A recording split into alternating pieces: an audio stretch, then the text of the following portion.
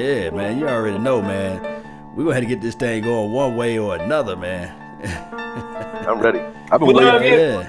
Yeah. We live here, look. Well, we live on YouTube right now. I'm waiting for Okay. my Facebook to jump on in. You know, Facebook be all slow with it. Yeah. Look at that, man. What's all that? Yeah. What's all that? All right, man. Hey, we gonna start this thing once we get 3 people in the box. Up. We got 3 people in the box already. They ready. They live. They lit. I ain't even tell nobody I'm on, so let me. Oh man, go and jump on your page, man. Let them know. Let them know where they can Oh find no, the flavor. they in here though. They in there. Bring it. We right Yo, here. we're gonna have your hustler. Okoye still chasing that clout. That's my boy, Heavy Hustler, boy. I like him though. He always talking shit, but he keep me entertained. Yes, indeed. We ain't going nowhere though. We ain't going nowhere. Somebody saying first, baby. Nah, they way down at the bottom of it. My guy Clay Patterson, man. Patterson and Victor, the comedian. Game first and second changer. place. What up? Game change. Tyrone, Nate Brown. What up, Nate? KJ. Voch Lombardi in the building. What up? Who is Voch Lombardi, man? Have you ever heard of that guy? I mean, I seen the dude once or twice. You know what I'm saying? He think he know a couple things. You know what I mean? They don't know about the Doski Woskis and the Peasky Whiskies, man. Out here. Yes, indeed, man. Hey, we're going to jump right off into it, man. Just like you're just going to jump right on into it. Put your nose down into it for those who know what I'm talking about, right? There's only one way to go. There's only one way to go, man. Tell me about this 1 gap versus the 2 gap. Why We can't introduce ourselves, man. Damn. Man, they don't know who you is by now. Man, shame on them, man. Look, man. It's on like neck bones, man. Hey, I got the official nada, man. I'm talking about home skillet, man. Dang. Boy, he caught me slipping, man. Caught me slipping on the whipping, man. Go ahead and tell them, man, where you from, what's going on, where they can find and follow you at, bruh. I thought we had the best host in the league, but he up here slipping on the grits, man. What up, y'all? It's Voch Lombardi, VOCHLOMBARDI, a.k.a. Dad Hat Lombardi. You know what I'm saying? I'm getting a little older, Dad Hat Lombardi. I break down film, I put it on screen. Just like Brother Okoye, just like Brother Law Nation. You're not going to lie to you. It's all facts. Follow me on Twitter, YouTube, Facebook, and all that. Shouts out to Phantom, man. We getting in there with Phantom too. So VOCHLOMBARDI, everything. What up? Yes, indeed, man. Man, that's official nada. The Phantom done caught you, man. I like that. Yeah, I like that. We'll talk later. We'll talk later. Yes, sir. indeed. Sir. And shout out to 105.3, the fan. We always got to give a shout out to those radio stations out there too as well. Hey, this is what I want to know, man. Okoye, What's up? tell them what that means. Player acquisition. Player acquisition on Friday night. So, accumulated knowledge over years of experience, or acquired knowledge over years of existence. That started off that way, but kind of transition. But basically, you guys know who I am. One and only Okoye Media. And you know, like Voch said, man, love breaking film down. Love being on these anything talking Cowboys or talking football centric. Period. So appreciate being back here, and also, you know, let's just dig in, man. I'm kind of excited to talk about training camp. I'm jittery. So yeah. But before we watch one other minute, man, this is what I want, man. Everybody that's in the chat box, everybody throughout the world is watching this show. I want you guys to follow Okoye's page. There's no way in life this guy should be at 8,000. Let's get this man to 10 stacks right now, man. Let's get the thing up, man. Subscribe to his page, man. I appreciate it. Yes, I probably lost him in all my little spats and game wars. I probably would have been at 10,000 by now had I not been so Aggressive. I was gonna say so much of an asshole, but you know, I wear it with pride though. You know what I mean? They love to hate me. I feel like the TL in this game, man. No. Remember XFL? One of my favorite players. He had a name on his back said he hate me, man. I said, Rod Smart. That was Rod Smart. I remember it. What was his real name? Rod Smart. He played for the Panthers for a little while. No doubt, man. Look at that. Scouting report. Look at that. Rod Smart. Mm-hmm.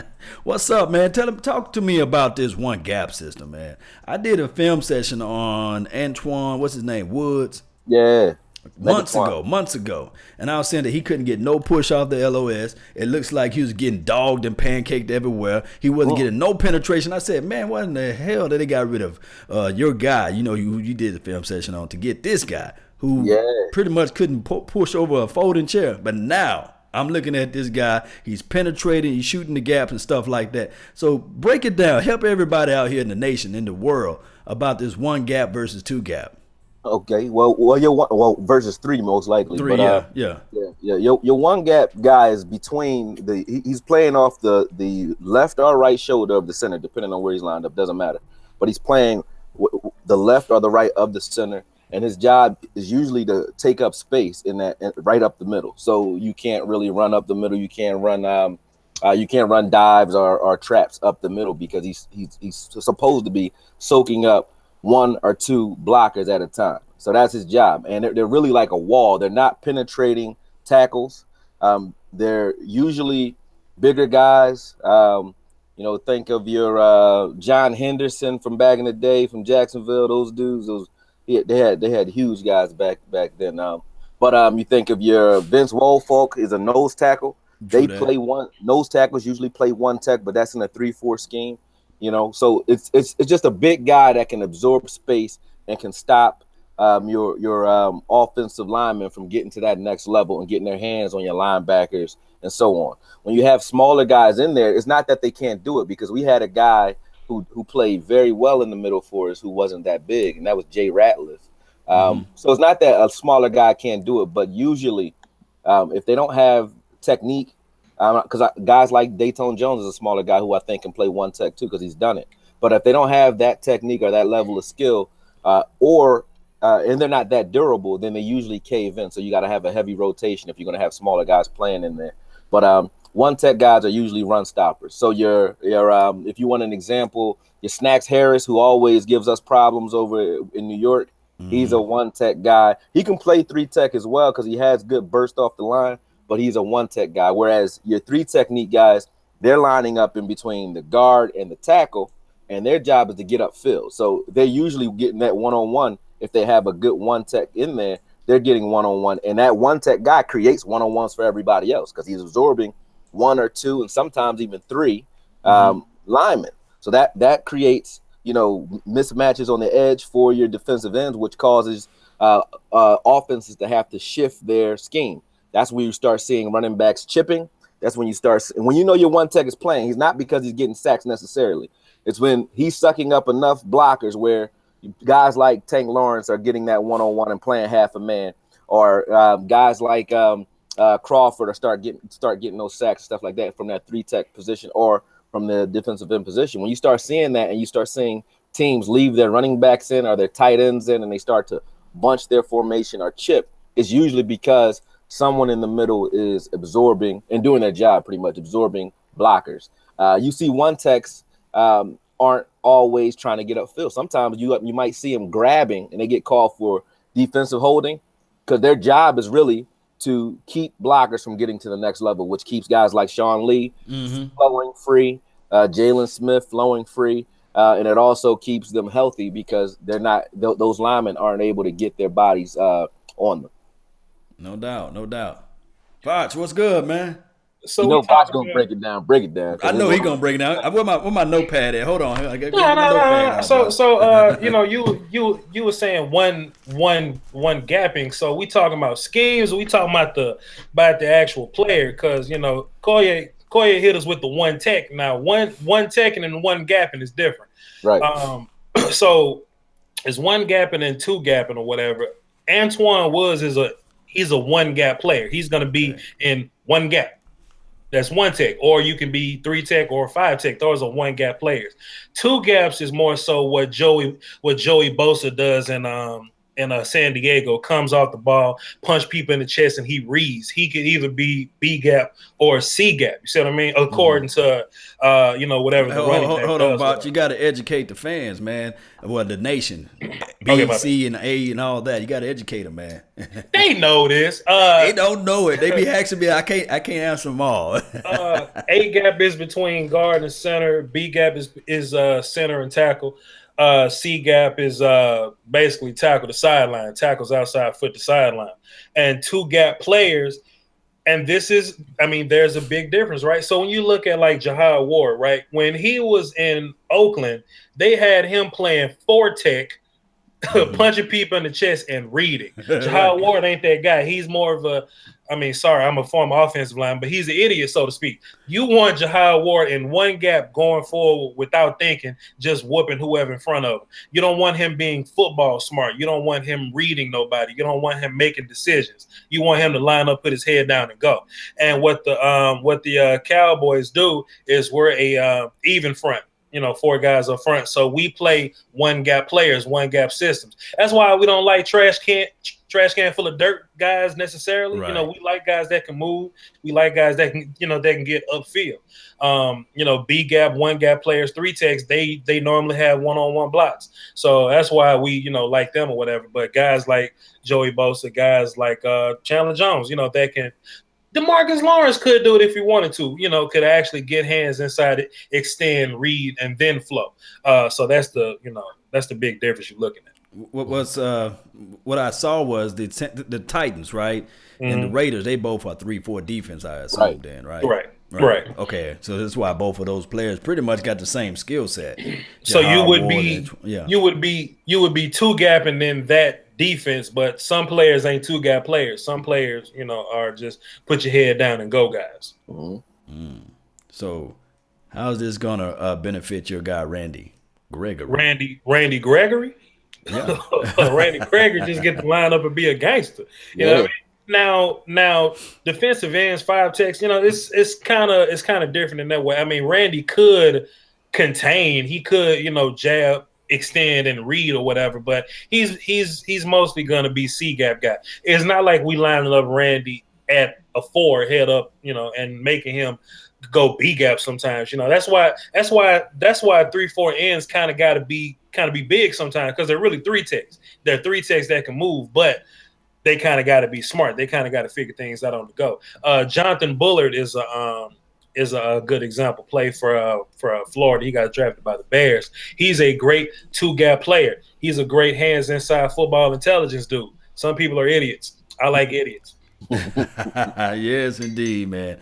And shout out to everybody that's in the chat box. Shout out to Streaming Willie Beeman. He's a diehard Eagles fan, and he's up in here faithfully, always, every time we jump live, man. I like that. What's up, man? So, let me ask you, when did you graduate from Natchez High School? 2002. Okay, well, because I got a former coach of mine, Coach Ivan Evans, sitting in the chat box. I think he graduated like 98 or something like that. So you might be a freshman or something like that. Mm-hmm. Y'all might know each other, but Natch is in the building. That's all I'm saying. NTZ, man. Go ahead with your show, Lord. Yeah, nothing, man. Shout out to Natchez, NTZ all day, even twice on Sunday. You guys know how it goes. So we talked about defense the on the front four. Now all of a sudden, we're hearing about this guy. I called him AB the other day. They tried to crucify me. And I was sitting there saying, okay. Anthony Brown. Why is he so explosive this year? Is this everything to do with Chris Richard? I heard some other stuff. I ain't going to even mention it. But talk to me about Anthony Brown, AB. Get him a call, yeah. Get him a call, yeah. Number one. And I think I said this to you. Anthony Brown won out the starting job last year. He was our number one corner going into the season. So obviously, Anthony Brown's always shown something in training camp and in practice that they like. I personally don't really care about what he's doing right now because it's in practice, right? Right. I think it's less of what, and I'm not trying to take anything from the guy. He is showing up on film, but when I'm watching right now, all of them are like Chavars Ward is showing up, number 40. Marquez White had a great interception the other day. I think it's more Richard than anything else when it comes to all these guys and their energy level. They're all aggressive. Everybody in the scrimmage. Heath had a good interception off of a tip off of Anthony Brown. Anthony Brown had a pick 6 off Dak because Dak, went to his check down real late. Right. Real late. And he kind of baited him into it, and he has that speed to be able to do that. But, so I always liked Anthony Brown as far as him making the roster, but him being in our starting 3, I still don't. And I as I said, I think it's more so Chris Richard playing sort of head games. When you have a guy like a Jordan Lewis who is sort of, the heir apparent to everyone who watches the team. All the fans are looking at him like, hey, we want Jordan Lewis. He's our guy. And then so you got to kind of lower his temperament, and then also have him playing with that chip, because if you watch All or Nothing, you see how Jordan Lewis, has a chip. He plays with a chip on his shoulder. He was going back and forth with Dez and so on. So I think the dynamic that we see right now, where you see more of Anthony Brown right now, is Chris Richard trying to reinstill his confidence right now by giving him more playing time and reaffirming him right now. And then on the other end, you have Jordan Lewis, who's being kind of pushed to the side. The only highlights you don't see anything of is 27. You don't really see 27 out there that often, whether it's a scrimmage, whether it's one-on-ones. I very rarely see 27 making plays. I see him like shadowing and mirroring Beasley every once in a while. But it's real hard. There was one clip out there that he was like, it's all over Beasley. Yeah. White than I've seen Jordan Lewis. So I don't think it's Jordan Lewis leaving this team. I know he might have his differences with Richard, and people try to say that it's Richard's into height and length, which is true.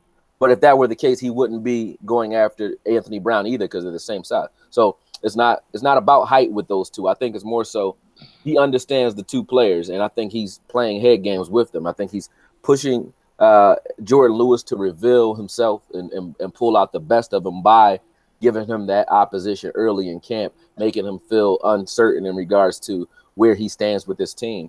And then on the other end, I think he's trying to reaffirm and reassure Anthony Brown and his confidence, because he took a dip last year in regards to his playing level, and I think it really had more to do with confidence and overthinking things than it did ability, because you saw, and I know you showed it on film, I showed it on film. He got his hands on eight passes. He only caught 2.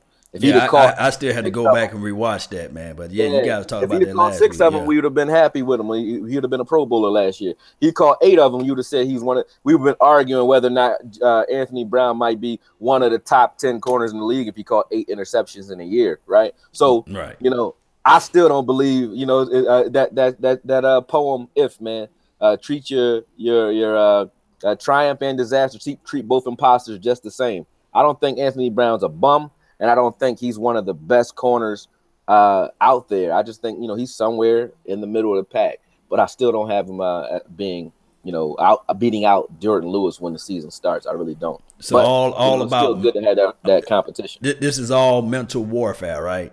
That's what I think, man. That's what I'm thinking, but I'm also crossing my fingers and hoping at the same time that that's what it is. Because if they get rid of Jordan Lewis, man, I love Chris Richard, but I would be mad about that. I'm not gonna lie to you. Man, I'll be moving some furniture around here. Yeah, I'll be pissed off, man. I love that kid. Yeah. I mean, I tell you what, man, we love Jordan Lewis, but if he gets beat out by 3 guys, then that's some damn good beating out in camp then. You know what I'm saying? So it ain't really nothing we can do about that. But he's not getting hate it. You gotta I would hate it. I would hate it, but so far. And I don't even want to put this whole thing because it's only training camp. I just did a show. Somebody hit me up and said, "Yo, Vice receivers wasn't doing this at the blue and white game. What are we gonna do?" I'm like, "Fam, it's the blue and white game. It is August. It is August. We still got a lot of time to go." But Byron Jones is looking solid at his new spot. Cheeto's looking pretty good at his new spot. I would love for Jordan Lewis to start, but he got to be better than one of them dudes. If he better than one of them dudes, he deserve to play. But he gotta beat Brown first, and he ain't beating Brown first. And that just means Brown going off right now. That's all that means. I mean, but how do you explain the reps though, Vach? That's what I want to ask. Well, this is what I'm gonna do. I always love to use analogies. Vach, you're a weapons guy, right? You love guns, right? Absolutely. You agree? Absolutely. Guns and knives. So let me ask you this: you got a 45. That's your taste. That's what you like, a 45. But when you bought this team, when you got everything, there was a 22 or a little 38, Smith and Wesson. You know what I mean? Yeah. So you already said, man, that 38, I don't want it no more. You know what I mean? I don't even care about 38. And the 38 saying, shoot, I've been winning all last year for you. You know what I mean? Yeah. But now you coming to the scene and you saying, nah, I only like 45s. Is that what Chris Richard is saying? when we Can't talk be. about Jordan Lewis? I think that's shotgun. You know what I mean? think that's what he's saying. But Law, it comes down to the shooter. And can you make an accurate, effective kill with your 22 and 38? That's all that matters.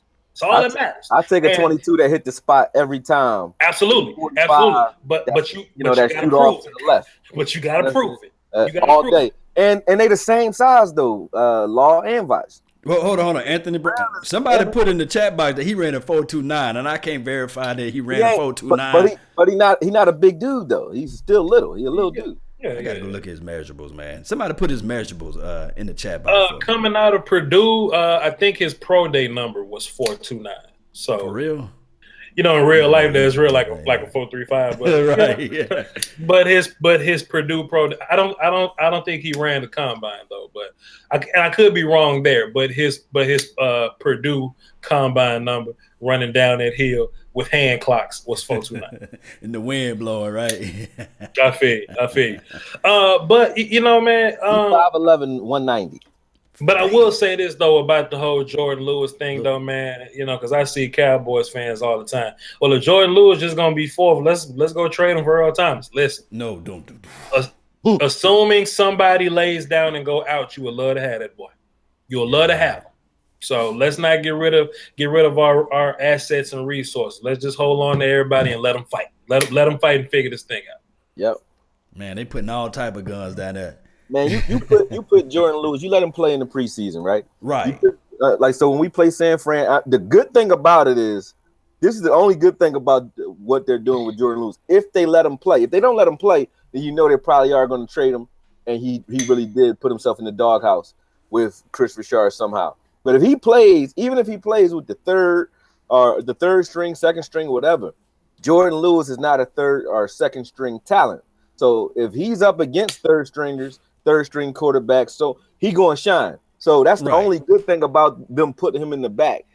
He should ball the hell out right now. You know what I mean? But I don't care what anybody says. I shouldn't see more of Charvarius Ward, Cam Kelly. I see 37, 40, 39, 32, and the fact that I even know their numbers and names now shows how much I'm seeing them. Alumba, I see him all day. Well, but think about this. What's the trend on Alumba? 6'2". They all long, tall guys. It's for a reason, man. Like I said, he liked the 45. He just liked the 45. He don't like to run around with the 22. Man, we say all that, but we want to bring in Earl Thomas, who's 5'10".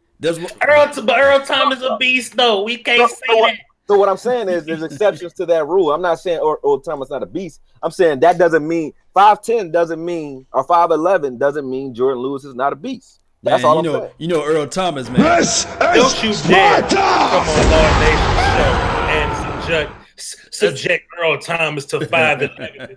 That goes out the window. We talk about Earl Thomas. Earl Thomas is Earl Thomas. He's medieval, man. He just throw everything out the way, man. If y'all want to clown him, then crown him. Crown him. Crown him. We knock him off the hook.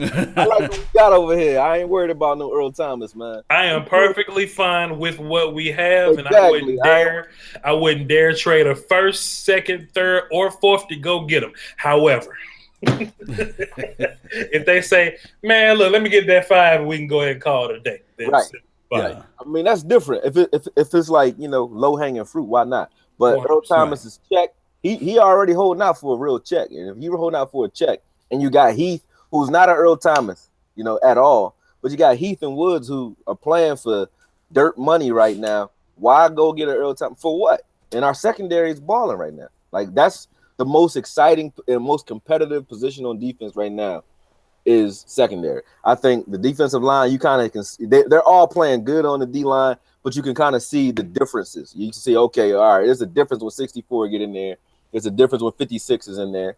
To you, Vach, man, I know we're not talking about the line, but I got footage of Dayton. Travis?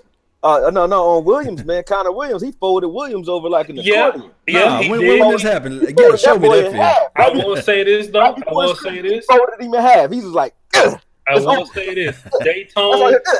Daytona is looking real good in these handful of clips that we see. I must only see the good Daytona Jones clips because he whooping Travis too. I mean, he out here whooping everybody. He whooped everybody. Yeah. I hope it translates. I hope we ain't missing something. I hope we not getting a team and Connor Williams beating the hell out of him. But I have seen my son Connor Williams get hands put on him. Get that put on. Hey, you saw how Connor Williams folded Coney easily up into a pretzel.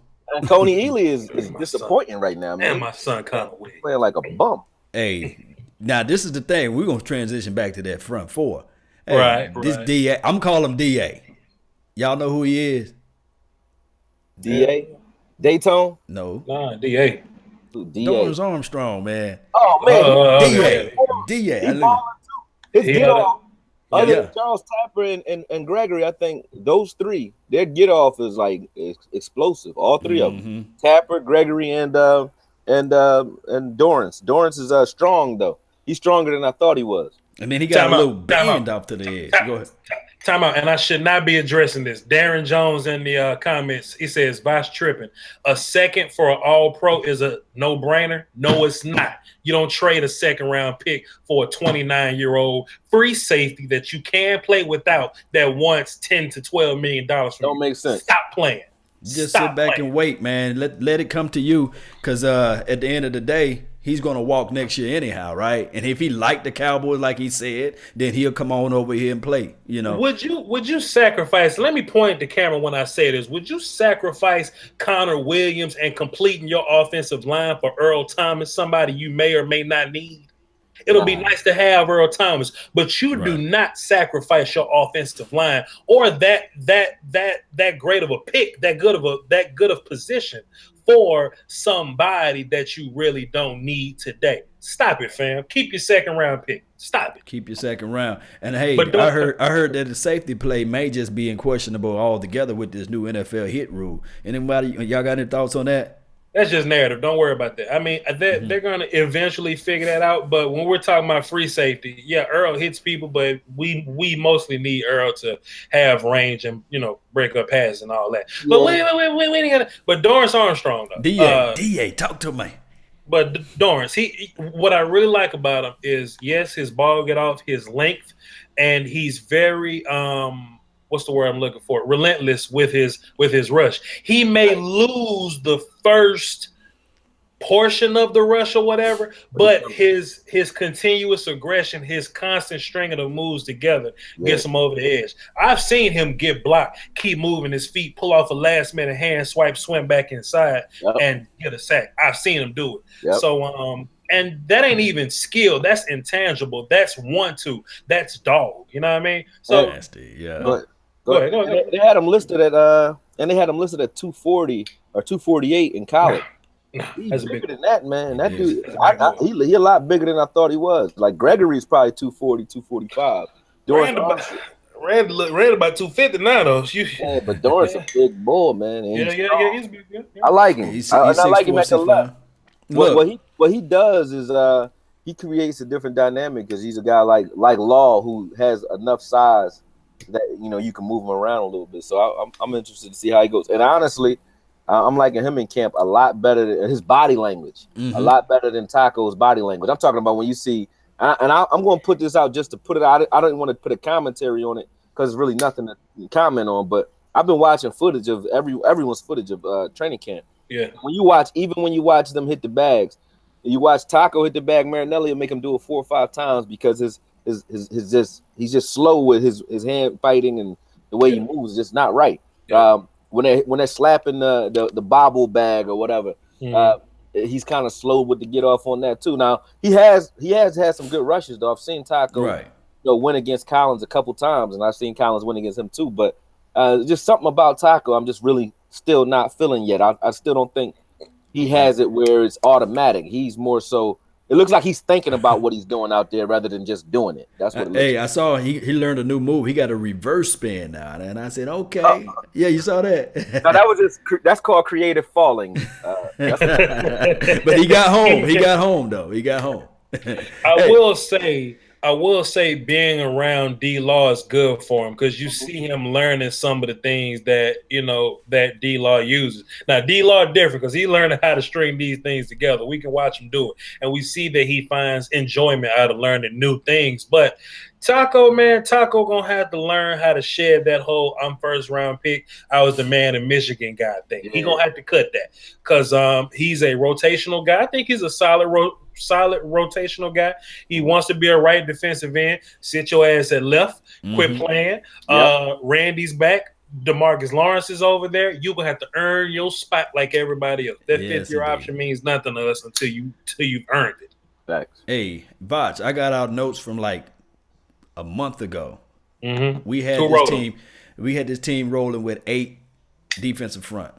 With Coney Ealy getting cut, right? Did I say that? I think we said Tapper gonna tap out. I think we did. I don't have the people. Tapper and keep Ealy, you're crazy. I said like shit right now. I said cut Coney. I said I wanted to push him off a bridge, and I wanted to pillow smother him because Randy Gregory was coming back, and I got faith in Lawrence Armstrong. Push him off a bridge and hope he land on a tugboat. That type of thing. Something. I was like, he's done. Get him out of here. I don't like him.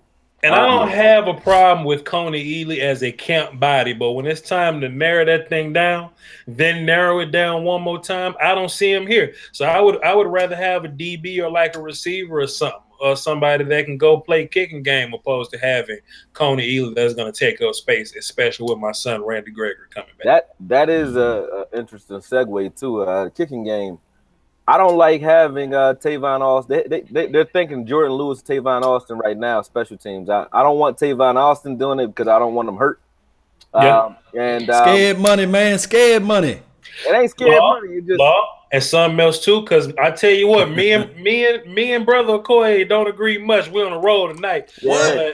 But if you look at Tavon Austin's fumbles, they come from special teams. You know what I mean? They come from not looking that ball all the way in. He's dynamic once he get it. Now, if you want Cole Beasley to catch it, then give it to Tavon. That's another situation.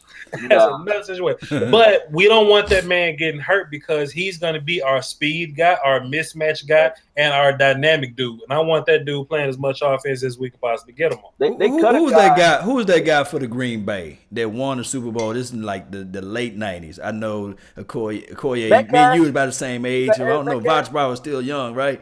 Or was Metcalf on the Falcons? No, not Metcalf. I'm talking about he won the Super Bowl for the Green Bay Packers. Donald Driver? Not Donald Driver. Kickoff return guy. Okay. I mean, he flipped the field for him. He helped everything out for Brett Favre. Somebody in the chat box, I know somebody that's old enough to remember that was everything for that Green Bay Packers team. I don't remember. Yeah, I don't remember the guy that used to kick off. Trey, you need a guy back there that I like guys like, remember the Eagles had this dude Brian Mitchell, I think his name was. Desmond Howard, not to cut y'all off. Desmond Howard was everything. What if I tell you? What if I told you like ESPN 30 for 30? What if I tell you that Tavon Austin can be our Desmond Howard? I don't want to be that. Man, they got this dude named Trey Williams. They cut him Friday. They re-signed him Saturday. Brought him back before Sunday dinner. Yeah, put Trey Williams back there and just let him just do that. Or Darius Jackson. I don't even really care who you put back there. Just don't put Tavon Austin back there. Just don't do it. Fair. Tell you, man, scared money, man. Touchbacks, man. It's spot work. Spot work. Like, if we need to win a game, put him back there like they do Odell. But Antonio Brown. Yeah. Okay. Yeah. Not all day. That's what I mean. Like, don't have that be his job. Spark, put him back there. So I just dropped a video. Shameless plug. It's talking about the different receiver lineups or whatnot, and I'm so excited about somebody thinking. And you know what? This me shooting at the 80% again, right? Shoot at him. They never ask the follow-up question. They always say dumb stuff. Well, what's going to happen when they stack the box on Zeke? 2 things going to happen. We're either going to put tight ends and other blockers out there and run into it, or we're going to switch formation and make them adjust to us. And if you think that they're going to stay in base formation with Tavon Austin against some linebacker, then that's what we want. That's what we want. Let's line up for a while, put Tavon over there somewhere, and let your linebacker run up against him. You're going to have to switch to a nickel or dime formation. Then we're going to run the ball back into that formation again. That's what I'm excited for. What Tavon does creatively, right? And I feel what you said, Vach, actually, on that. What he does for us, honestly, even if you never throw Tavon the ball, he is the one reason, and I don't think people give him enough credit because they didn't give Lucky Whitehead enough credit either. Lucky Whitehead single-handedly fucked up our 2017 season because they got rid of him. He wasn't there. No. Before that, let me tell you something. Before you get on to your point, look back at the 2016 playoff game. Lucky Whitehead, they benched him because he did something foolish, and they didn't even bring him out there for the game. And of course, we do know that Aaron Rodgers jumped up 30 points on us. But still, I think that if they still had Lucky Whitehead, maybe the flow of the game would have been better. Go ahead. Go back to your point. Tavon Austin is a big glass of honest tea. You know, he keeps the defense honest in the run game. I like in that. the run game. When you run him on a jet sweep, it doesn't matter if you're getting the ball or not. You're not gonna sit there and collapse in on the line. You can't. Whoever's playing that backside discipline, whoever's playing that cutback lane, whether it's the right defensive end or left, and that Sam or Will linebacker, they cannot not respect that motion. So when they do that jet motion, Zeke now has clear running lanes because they have to respect that. They have to respect it. Because if you don't, he's going to go up the field for 30 yards for you, on you. Tavon is. Now, and also, when you use him in motion in the passing game, you have to respect him. You have to figure out where he is, and you can't just put anybody on him. Can't put a linebacker on him because he'll kill him. You can't put a safety on him because he'll kill him. So he allows Dak to get better and easier pre-snap reads because you'll have to reveal what you're in if he's in motion. Wherever you move him, you're not going to put a linebacker on him and you stay in a cover 3 because it's obvious then. So you have to keep a corner on the guy. So he'll expose man coverages. He'll make it easier for Dak to get pre-snap looks. Even if you don't throw him the ball, he's the only reason we don't need a number one receiver. Maybe him and Deontay Thompson are the reasons we may not need a number one receiver. And if you think I'm wrong, think of Ted Ginn with Cam Newton. Ted Ginn is not a number one, but his speed is so crazy that you have to respect him and you have to give him some attention with a serviceable corner. So he allows other receivers to break open underneath that non-route that might be the only route that he can run. It doesn't matter because now he opens up lanes underneath, and that's what number one receivers do, but they do it with double teams, whereas he can just do it with just pure speed. He has guys backing off, gives you guys space. When he's not on the field, if he gets hurt and he's not on the field, we already have Thompson who's hurt right now with a Achilles sprain. So if that speed is not on the field, think Cam Newton last year or Dak last year. You can collapse down. You can smother our wide receiver core. Like we don't have speed outside of those two guys. We have tenacity in Gallup. I like what I'm seeing in Gallup. I like what I'm seeing in McKay. Those guys are good. Don't get me wrong. And they may emerge as true number ones later on. But right now, with the way our scheme is, Tavon is the missing link, just like Lucky Whitehead was for us, in 2016. I think that is the piece that. So all the Dez bullshit, all the Dak shit, all the Zeke shit that we went through last year, it wasn't those three really. And I'm not a guy that makes a bunch of excuses. It's really, I think, honestly, our offense got vanilla after we got rid of Whitehead. We tried to do it with Ryan Switzer, and that's probably why we were okay with that move. We thought we drafted a guy that can play that position, and he said it when he left. When we got rid of him for Jihad Ward, he said, I think they wanted me to play more of a running back style type position, and that's not really what I'm good at. But that's what they wanted to use him for, and that and it just didn't work out that way. So let me jump in on this hot potato right quick. Hot potato. Let me tell you this. Hot potato, baby. This is the thing. I saw the Cowboys line up in the 22 personnel. They had your guy Tavon Austin line out to the far right. Then they had Allen Hurns line up into the slot, and it was interchangeable because they sometimes subbed in number 13, my pet cat, or they put in number 83. T. Will, I'm going to say. So not your pet cat. He's mine. He's not your pet cat. Lock that shit. Stop it. Give me that cat, man. Give me that cat. Stop it. Man, let me tell you. And then they had Jameis Olawale and they had Ezekiel Elliott out there. This is the thing. In that look alone, who you gonna line the number one corner on? Are you gonna slide your number one corner into the inside? Allen Hurns is 6'2.5", 6'3", give or take, and you put him in the inside. Normally teams try to match up their number one corner on somebody on this team because they know for sure that this team is a run first team. So they try to at least take out the pass the best of their ability, right? So when I saw that lineup, I said, "Oh man, okay, let me see what they're gonna do out of it." And immediately, it was an automatic mismatch with the inside player, Allen Hurns. And they were still looking in the backfield, what the world are they going to do with Ezekiel Elliott? So this is the thing. I look back on some of the film from last year and the year before that. I think that Terrence Williams, although he played garbage and trash against the number one cornerback, and he plays decent a little bit against the number two cornerback. He dogged Marcus Peters last year. So. True that. I'm gonna back off him a little bit on number two. Well, number Peterson was and, number 2. And he actually balled out in that Chargers game, and their secondary is ranked number 2 in the league right now. True that on those 2 games. But now, this coming season now, who's gonna be lined up against him now? Because I think teams are going to try their best ability to take a look at Ezekiel Elliott in the backfield, and they're going to try to focus on Tavon Austin and Allen Hurns. They're supposed to. They're supposed to. You can't cover everybody.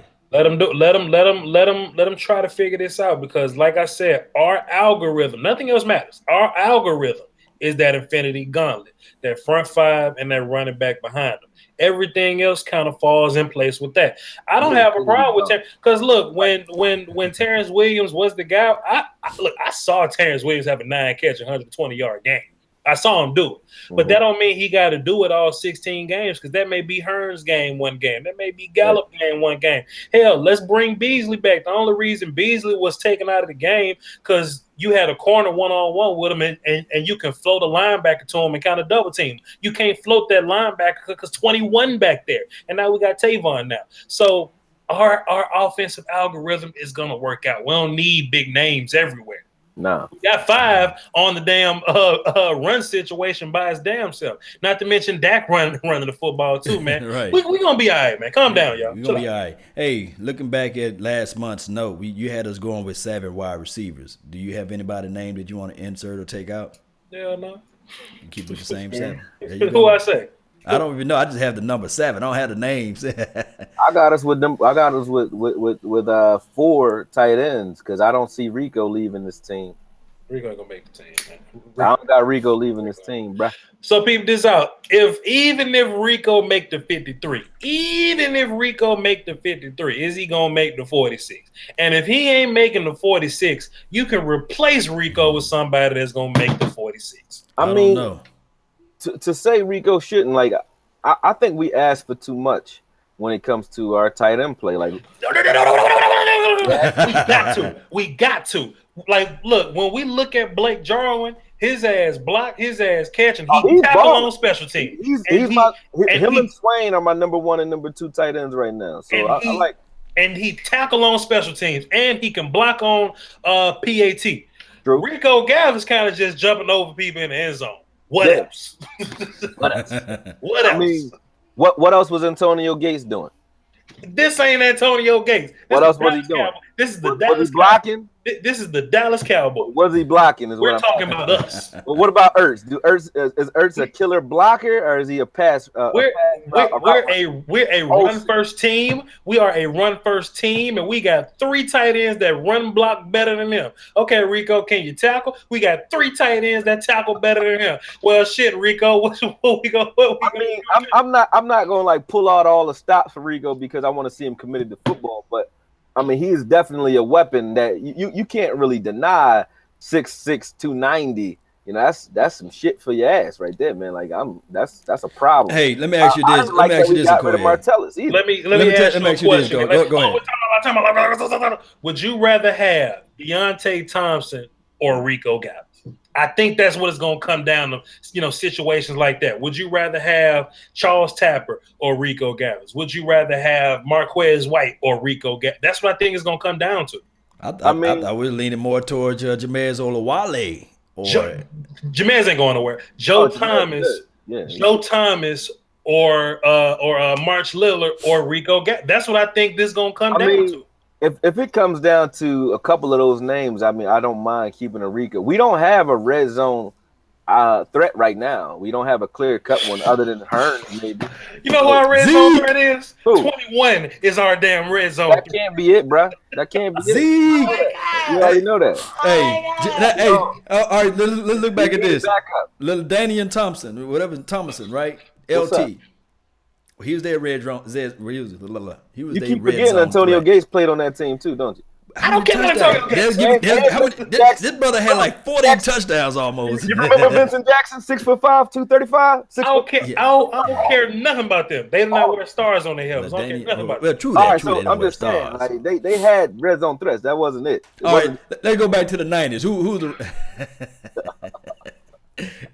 Emmett? How many touchdowns he was hitting up every year? So was the playmaker though? When the playmaker doing something? As much as we love the playmaker, he don't have that many touchdowns in his career as far as the Dallas Cowboys. If that's the case, then we can put guys in space and we can throw the ball to Cole Beasley. We can throw the ball to Dalton Schultz. We can throw the ball to Michael Gallup, Allen Hearns, or we can run the ball with Zeke. We can go 5 wide, condense their box to 5 guys, and that rhymes. And we can run Dak up the middle. We ain't gotta have Rico, because you know what's gonna happen if that's the only thing Rico Gathers good for. They gonna know what the hell we doing when he line up. I same thing the Eagles did with what's his name? Carolina Eagles. but you still though, I feel what you're saying, Koye. You get down there in the red zone, you line up in 23 personnel, and then you say, okay, all right. Look at Jimmy Graham. Like you look at what Jimmy Graham did to Lewis last year. Like he just posted him up, man. Rico got that down pat.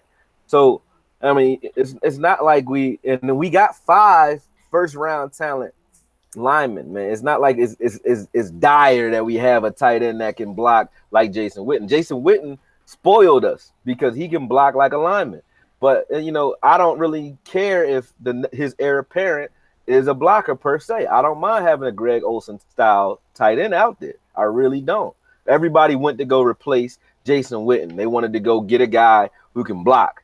And I'm like, I don't give a shit if the guy can block half-ass. If he's blocking okay, but he can ball and he creates mismatches in the passing game, I think Dak needs that more than he needs a blocking tight end.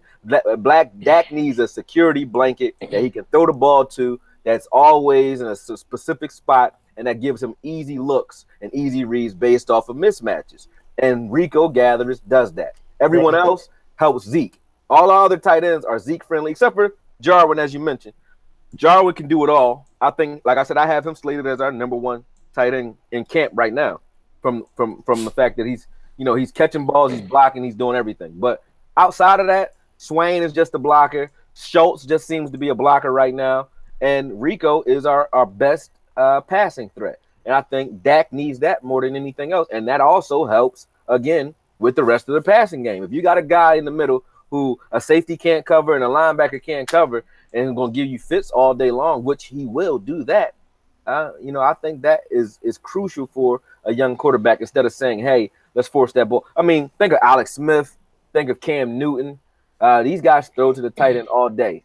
They throw to the tight end all day, and they're able to because they have that style tight end. But they got Travis Kelce. They got Zach Ertz. They got these top tier guys. Rico Gathers can't beat the first 3 tight ends on our team. So look, brother Koye, and this is where I'll kind of give you kind of an agreement or whatever.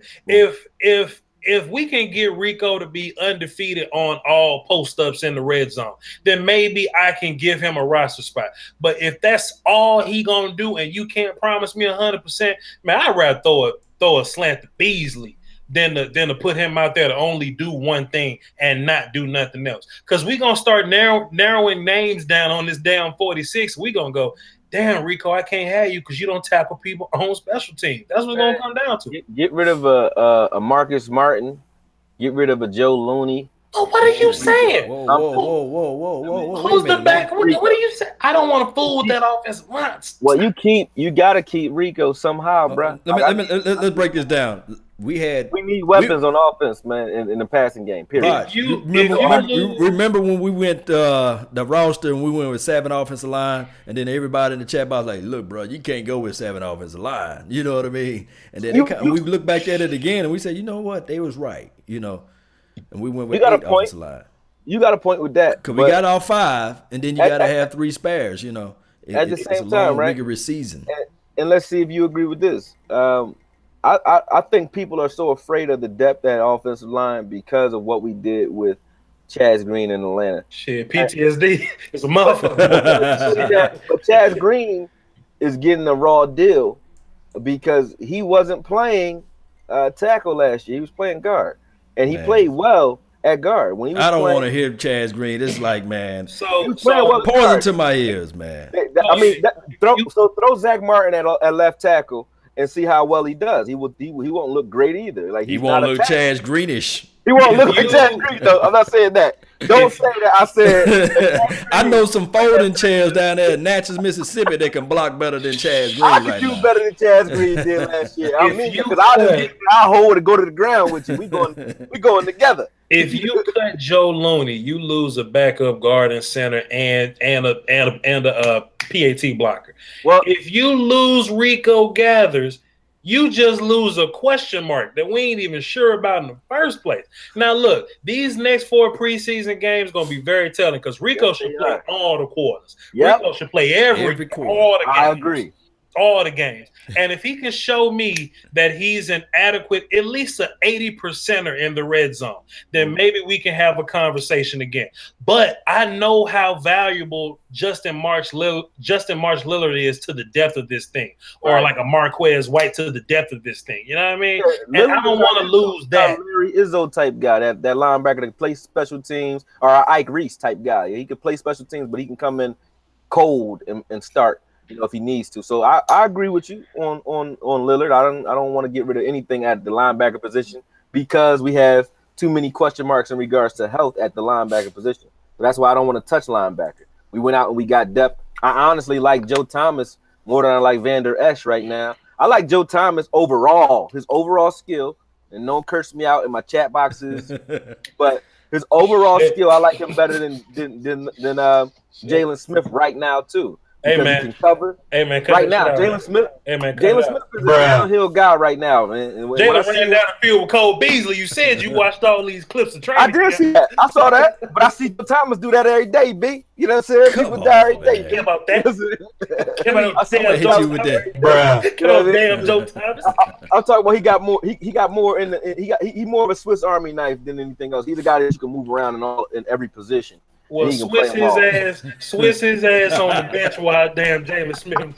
Oh no, he's sitting inside over him. But I just said I think he's pivotal on his team because if you lose a Sean Lee, I don't have Jalen being able to cover for Sean Lee, whereas Joe Thomas can actually cover.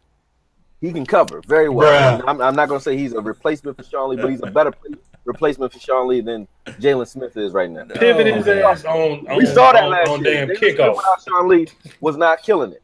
Not last year. And he's a young guy. Joe Thomas has, a little bit more experience, and I like what Joe Thomas was doing against us. Even if you watch the way Capers. Shut up, man. We started off good, man. We was doing all right, brother Okoye. You getting worse by the minute, man.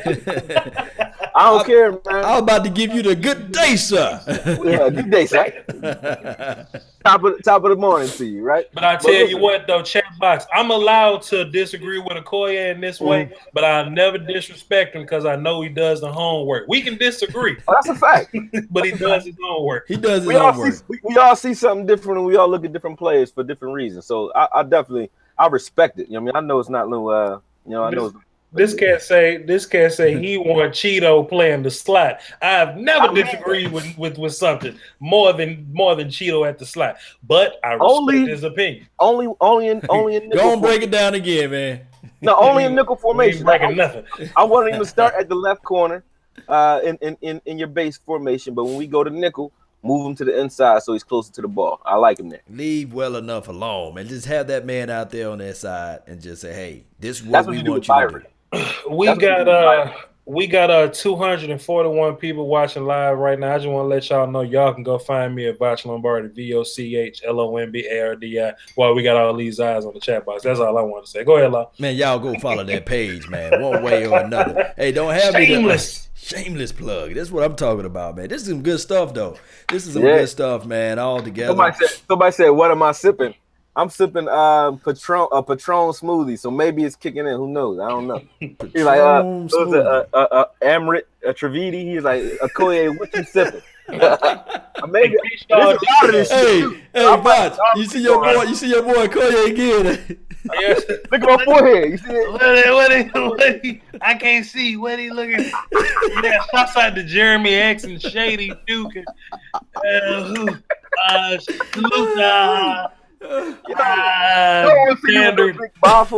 Standard only. Team Brian. We gonna reach out to Lens Crafters, Eye Masters. We gonna need some sponsors real quick so that they can give some Okoye Media some glasses. Okoye Media, prove it with the film. Y'all wonder how I see these plays, right? I know him, so I gotta watch him like 15 times. Lord, Pete, this like he say he can't see. He leaned forward and closed his eyes. I know he can't see this.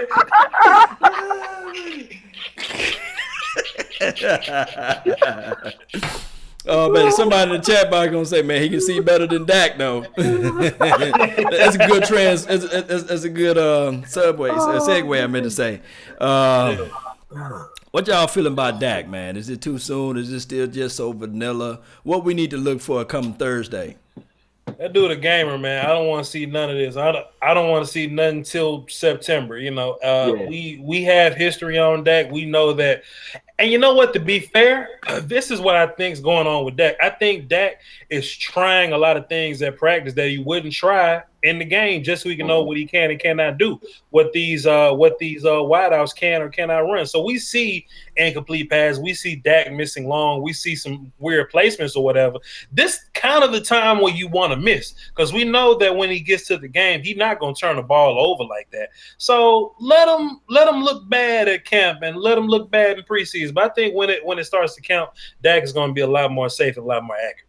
Man, I think when you sit and watch NFL Total Access, when you sit and watch the Dallas Cowboys website or whatever, right? Mm-hmm. Dak's under the microscope because of all the news that was going on in the offseason. Yeah. So NFL Total Access, when they show in training camp, they show the Browns because of Hard Knocks.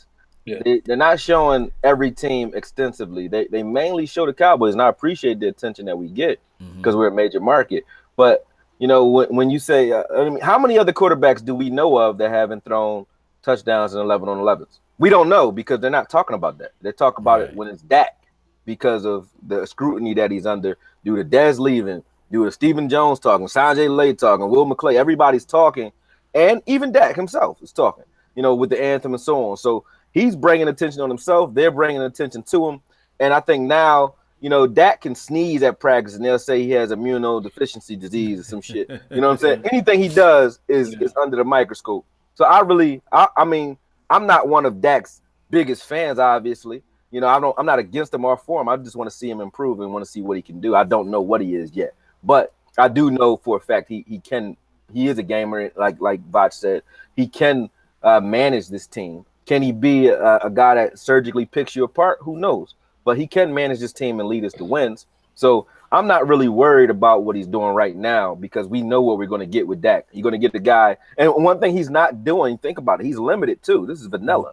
He's not scrambling for 30, 40 yards when he knows, okay, it's 3rd and 5. I don't have anybody. I'm going to just throw the ball. Whereas, like you said, Voch, he's trying things that he wouldn't normally try because he probably would pull that ball down and run for that first down, which is what he does. He extends drives and extends plays. And he's not doing that so much right now. He's kind of trying to stay in. If you watched him in the scrimmage, he kind of stayed in the pocket mostly. I saw when he threw the interception, he had the pocket collapsing around him. And he went, instead of jumping from first read to third read or to fourth read, he went through his progressions like a clock. He was ticking.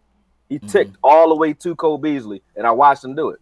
He ticked all the way to the flat, and when he threw it, you know, it was late. But that's something that he probably wouldn't have done in the game. He probably would have just pulled that ball down when he felt the pressure because he knows they can't hit him. So he felt the pressure and he threw the ball, but he probably would have ran that. So at the end of the day, I'm not worried about what Dak's doing. And no, I don't really need to see him in preseason. I don't need to see anything other than what he does with the talent they put around him. And hopefully they're creative enough with the scheme to hide some of his deficiencies until he can get better at it. Because now he's missing his deep ball is not short anymore. He's overthrowing guys now. So obviously he's worked on his mechanics. Mm-hmm. He's gotten a little bit better with that. He just still has to work on that accuracy. And I think but that's where he should be. I've never said Dak was like trash. I just always said Dak is not what people try to make him, be. Again, treat triumph and disaster just the same. Both of them are imposters. So 2016 is an imposter, and so is 2017. He's not 2017 Dak. He's not 2016 Dak either. He's somewhere in the middle of that, and he's developing. So allow him to do that, and that's where he is. He's where he should be. A developing 4th round draft pick quarterback that has heart, has grit, and that knows how to win games. So for me, I don't have a problem with Dak being my quarterback. If that was the case, I'd say get him out of here. And I don't say that. So I don't have a problem with him. I think Dak will be fine. I think he's playing to the point where he should be, and he's taking strides on his own. Having the receivers come down to Orlando and work with him. That's what I want to see him do. I want to see him take accountability and actually work. And he took accountability for his accuracy. He said it himself. When I said it, they wanted to shoot me. But when he said it, it's like, oh, yeah, he's accountable. But when I said it, it's like, you're an asshole. You're not allowed to say that, though. Dak hater. I'm not a Dak hater. Like, he can say it. He said it 3 times. I say it once. They're like, you ain't shit, Okoye. You know what I mean? All right, cool. So we got a comment. I'm not going to say who it's from because, he's clearly trolling. Oh, Lord, a bunch of YouTubers running their mouth about something they haven't seen. None of these chumps on Oxnard. But you watching, no? With your fucking ass, boy. That's what I said. What's wrong with you, what? What's wrong with you, what? I bet you adding to them numbers, dog. Which of these 239 watching now people are you? Which one are you? You're 46. Shut up, punk. And this is what gets me. It seems like some people collectively, and I ain't talking about everybody in the chat box, they feel like, oh, I was at the game, so I know more than somebody watching from the TV. You can't even see as much at the game, man. I get more angles than I get the rewind. I don't want to hear that. Right. I was at the game, the New Year's Eve game, the last game of the season, and I swear to you, it wasn't a great experience because I was surrounded by Eagles fans, but at the same time, it wasn't like, we had the 50-yard line 7 rows back, so it wasn't like nosebleed seats, none of that. But I would rather watch it on TV, to be honest with you. I won't lie to you. And this is the other thing too as well. Just because you there doesn't mean that you understand what's going on. He might not even understand what lineup they are on. You know what I'm saying? Or what's the down and out distance and all this stuff. So I mean, just in there. First of all, I'm Bash Lombardi. You know what I mean? Like I can do more here at my seat. You know what I mean? I like to rewind. I like different angles. I like to slow stuff down. I like to pause. That's where I get the nuances from. That's really what film evaluation is about. If you go to a live game, you're really going for the atmosphere. Mm-hmm. That's why you see people watching it on TV at the game. They're going to be able to cheer together. Right. It's just something about watching it from a screen. You watch screen to learn. You know what I mean? And pick up on something you may have lost. So I'm not going to say your name because that's what you want. But you are faithful, though. You tune in to me, Mark. You tune in to Law. Corey, you watch all of us. So salute to you for being the 46th person watching and being a great fan of all of us. Salute to you, sir. Go ahead, Law. Finish what you were saying. No. And remember. Keep the show moving. You're listening to. It's all good, man. Dad Hat Lombardi's undefeated, boy. Go ahead. But shout out to you, man. I appreciate you for tuning in, though. It is what it is. Everybody have their opinion. Those convinced against their will is of the same opinion still. We already know. But, hey, guys, it is what it is. All right, so what's the next topic, man? What you got on your mind, man? What else y'all got to think about, man, on this team? You the host. See, look, this is what he do. I'm back for him because, hey, this is the thing. I got my guy, Ty West Cowboy. Tyson West Coast Cowboy. He want to jump in, so I just shot him the link over. He got a chance to interview some of the plays. He got a chance to interview some people. I'm working on a Jordan Lewis video based off of what was that. Actually, that's where that topic came from. I was watching his footage of his interview of he actually got an interview with Jordan Lewis about a minute long, talking about the rotation, and Jordan was just like, all I can do is what I do. You know, I can't really I'm not coaching, so I can't really say why I'm not in there and so on. Because he was talking about the fact that he was taking a knee during the scrimmage and not really playing. And I didn't even pay that any mind, you know, at all. Because there's other guys that don't play too, like Tank's not playing. So I just assumed he was getting like that courtesy. I wasn't thinking of it as being the doghouse type thing. But yeah, that was Tice that brought that up to me. I didn't know. Yeah, but I just sent him the link so he can jump on anytime. My guy, Big Game James, he can jump on. We can make this thing a party line if you want to. But I like cursing out Big Game James. We go back and forth hard. He'd be like, "Man, you crazy." I'm like, "Yo, you crazy." We go back and forth. So I like Big James to this thing. I'm not gonna get a word in because all he gonna do is fuss with a call. Yeah, I'm just gonna be looking at my phone and reading the chat. I ain't gonna get a word in. Yes, indeed. But it's all love, though. It's all love, for real. Yes, indeed, man. All day, man. I'm trying to see Vach Lombardi. Young Wilson said. Adrian Lindsay, too, for the super chat, man. I appreciate you. He said, what's good? I'm making bread and gaining knowledge. There, you damn right, brother. Damn. Yeah, it is. Yes, indeed. Yeah, that's what I'm talking about. So we talked about Dak Prescott. Do we have to touch on the utilization of Ezekiel Elliott catching the ball in the backfield? Do we have to touch on that? Do we have to talk about that? Is he already utilized like that?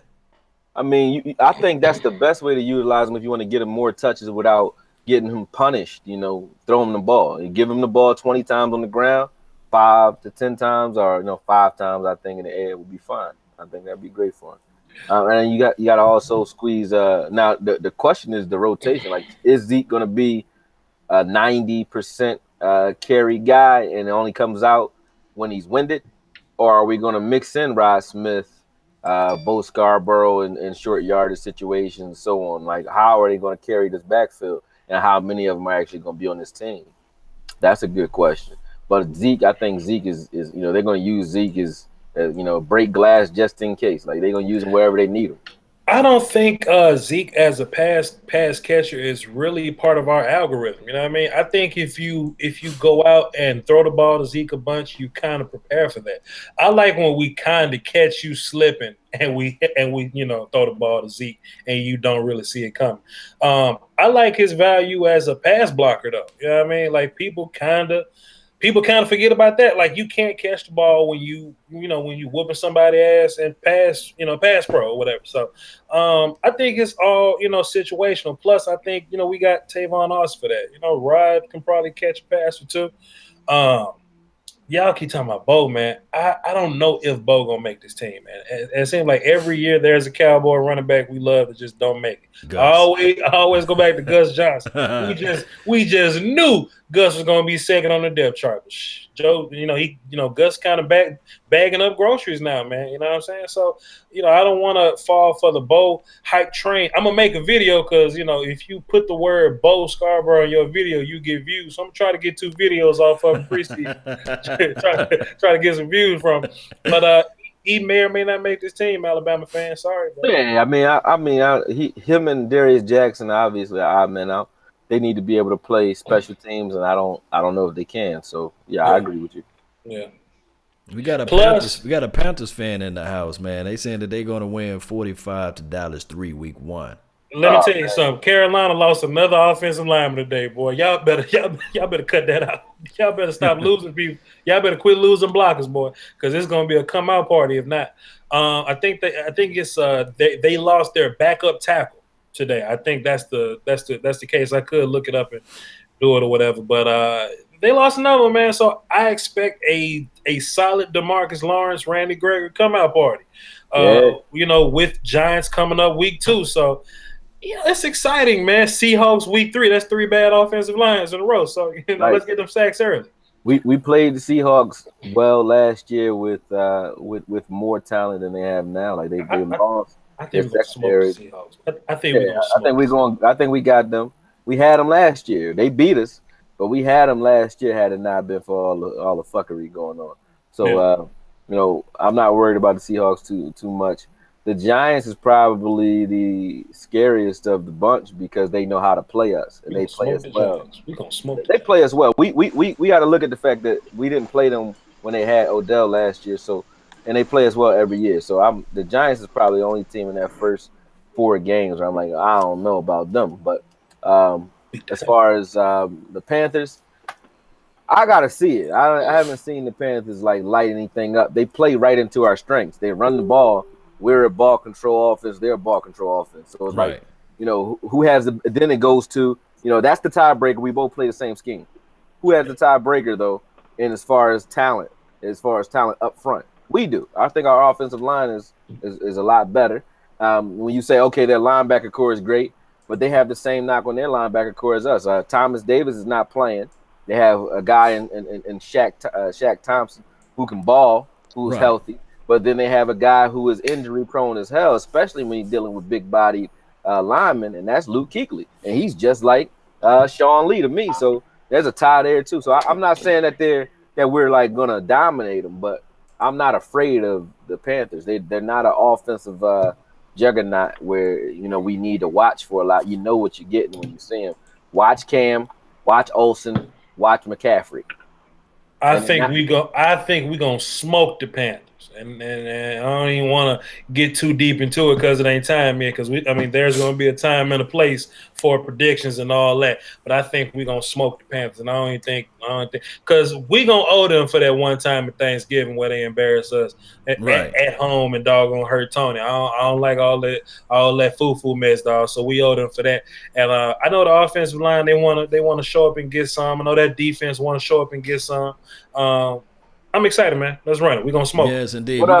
We got West Coast in this mix, man. What's going on? Eddie Griffin, what up, man? What's up with y'all, man? Let's travel Cowboy, man. What's up, man? What's up with y'all, man? Cool. Whenever I see y'all getting down on football, Cowboys football, man, I always, my heart flutters just a little bit, man. It's just too much wisdom, too much Cowboy knowledge.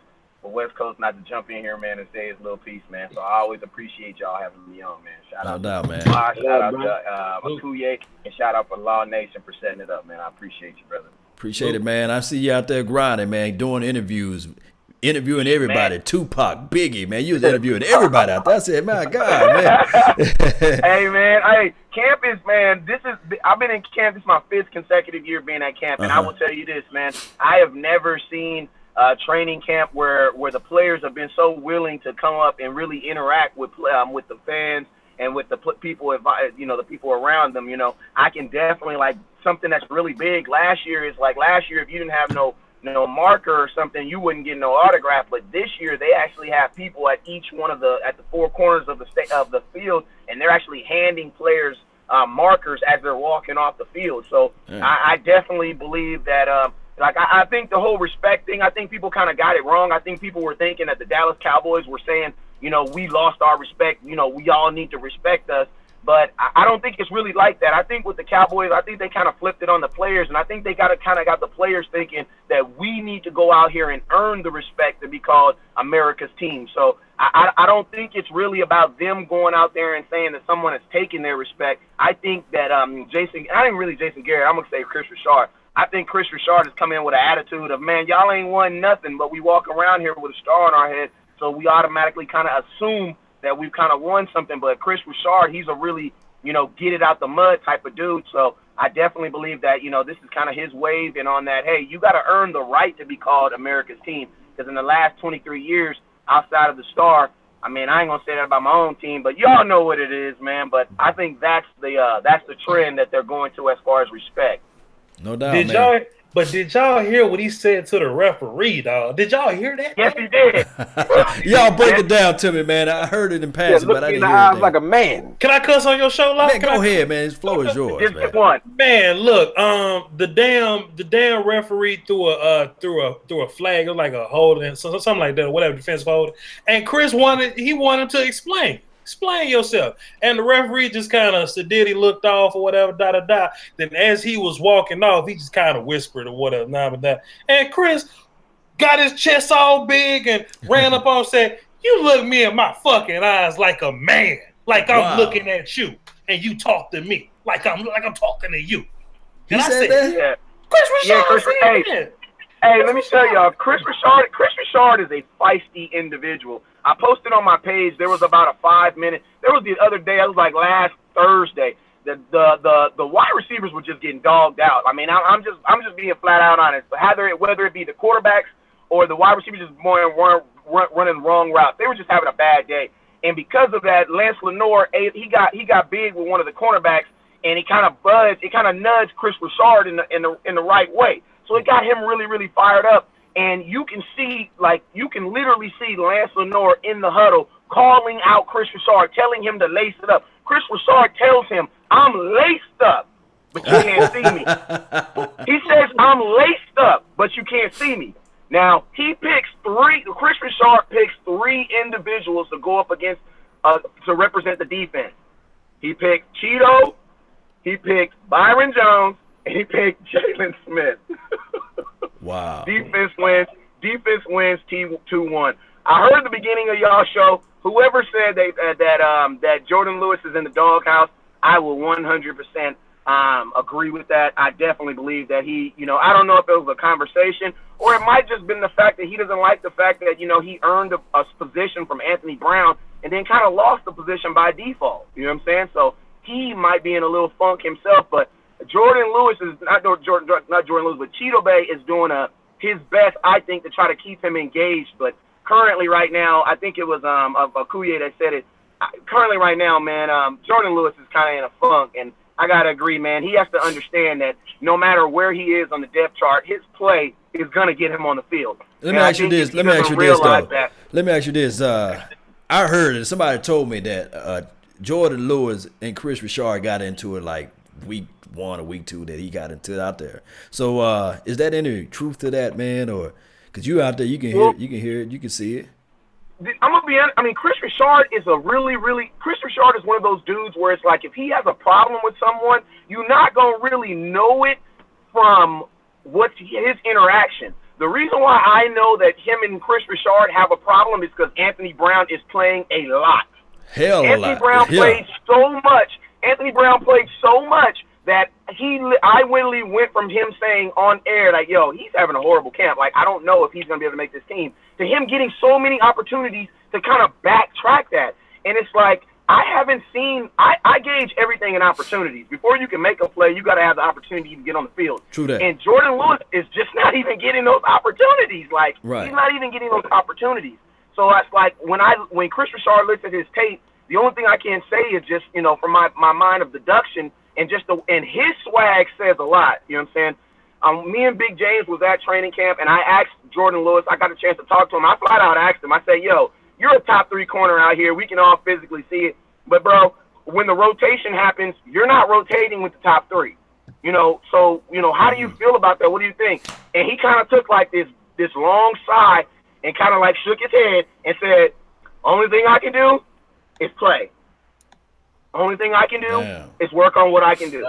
I'm gonna drop that intro. I'm gonna drop that interview in my intro on my next video after this too. I'm gonna put that out tonight probably. Yeah, a lot of people got mad. I'm gonna be honest with you. A lot of people got upset with me. Got upset with me for asking that question. Said that I was trying to start some mess. But like honestly, man, I'm not starting some mess. I'm realistic. Like I would think that he would probably have some type of problem. But my thing with Jordan Lewis is, for him to really be that dog that we think he is, he has to get through this, man.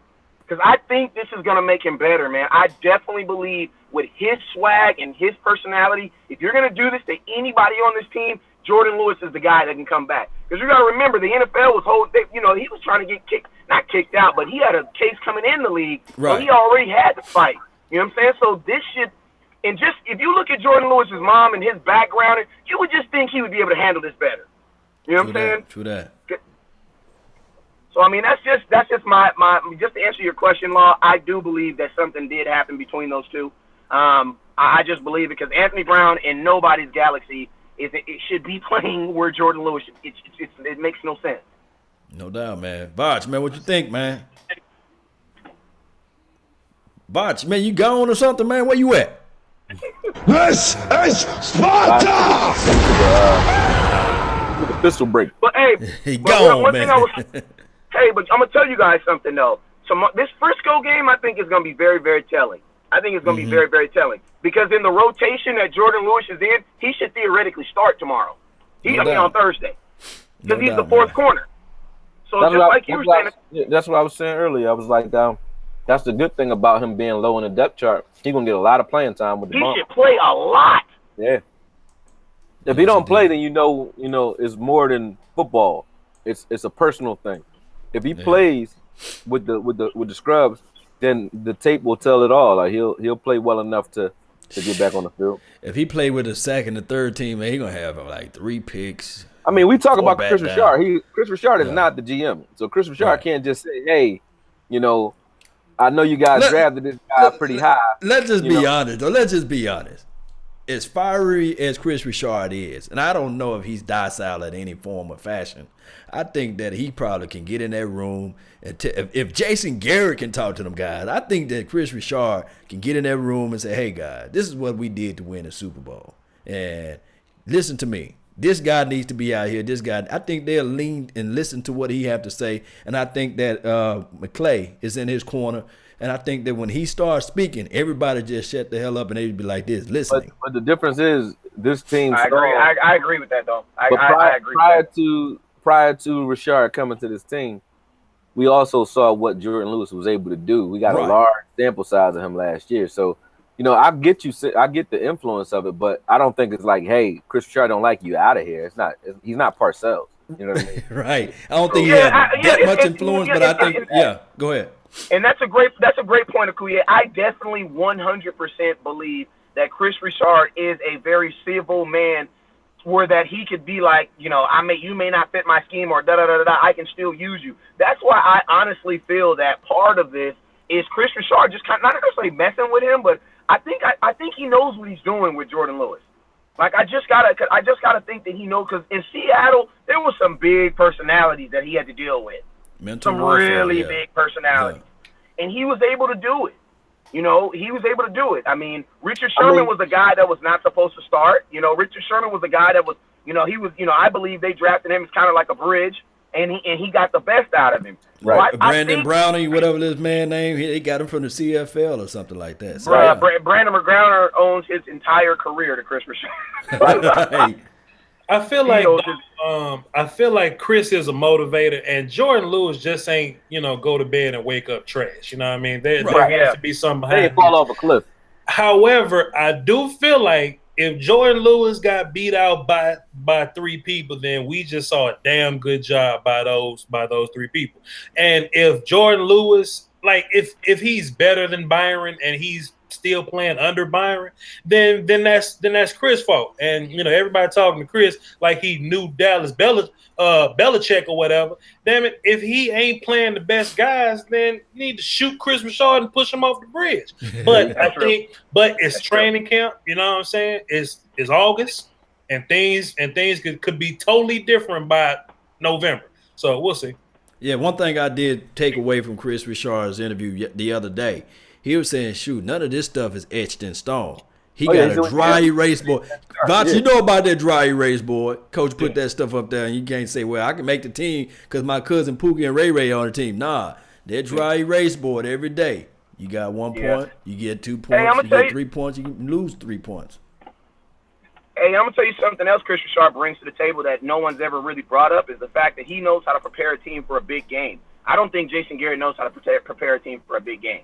Like, especially a big game where the odds are more favorably against you than they are for you. Like, I don't think that Jason Garrett really knows how to prepare a team. All or nothing really showed me a lot on Jason Garrett. It really showed me that when Tony Romo was here, he was screaming a whole lot of Tony Romo, because I praise God that Zeke is able to handle the pressure. But we look at it, man, everything that we do is Jason Garrett comes out of his mouth is either an F-bomb or we have 21. So I think that Chris Richard is going to be able to do something too. I think Richard is going to help, not necessarily alleviate the pressure off Zeke, because Zeke should have that pressure because he can handle it. But I think Chris Richard is going to be able to equalize that pressure and make it feel like everybody is just going to play well. Not that we have to have Dez to play well. We have to have Dak to play well. I think he can prepare us for some big games. Because, he didn't prepare the defense for some Super Bowls where they were not predicted to win. I can agree with that. Like, at the end of the day, It's a difference between somebody who curses for effect, and I'm not trying to kick Jason Garrett right now. I mean, he hasn't done anything that made me want to bust his balls right now. But it's a difference between cursing for effect, like he was doing in All or Nothing, and a guy who earns respect of the team and can curse too, but he earns the respect of the team because he's willing to do the things that they're doing, that he's asking them to do. He's running wind sprints with the team, with the secondary at the end of practice. And he's out there in referees' faces. He's in his players' faces. He brings an energy that makes guys kind of respect who he is. So that aspect alone, I think I can agree that Chris Richard can prepare you from a morale standpoint. And he's shown. I like what I'm seeing in the secondary. So he's shown already that just preparing the secondary itself is going to be a difference maker. We were a number 8. We were ranked 8 overall team. Not that it was like, that's not a true number. It wasn't like we were like killing teams defensively. But remember, Sean Lee was missing 5 games, but we were ranked 8th overall in defense. And you can't say that we got worse. We had no names behind our starters. We didn't have depth at linebacker. We didn't have a lot of depth at defensive line, and we didn't have depth we had a young secondary.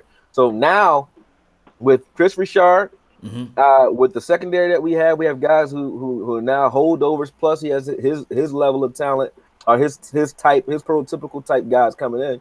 We have more depth at linebacker and quality depth of guys like Joe Thomas, who's played for winning teams and who played in schemes where they were the focal point. Because when Joe Thomas is on the field, they're not in 3-4.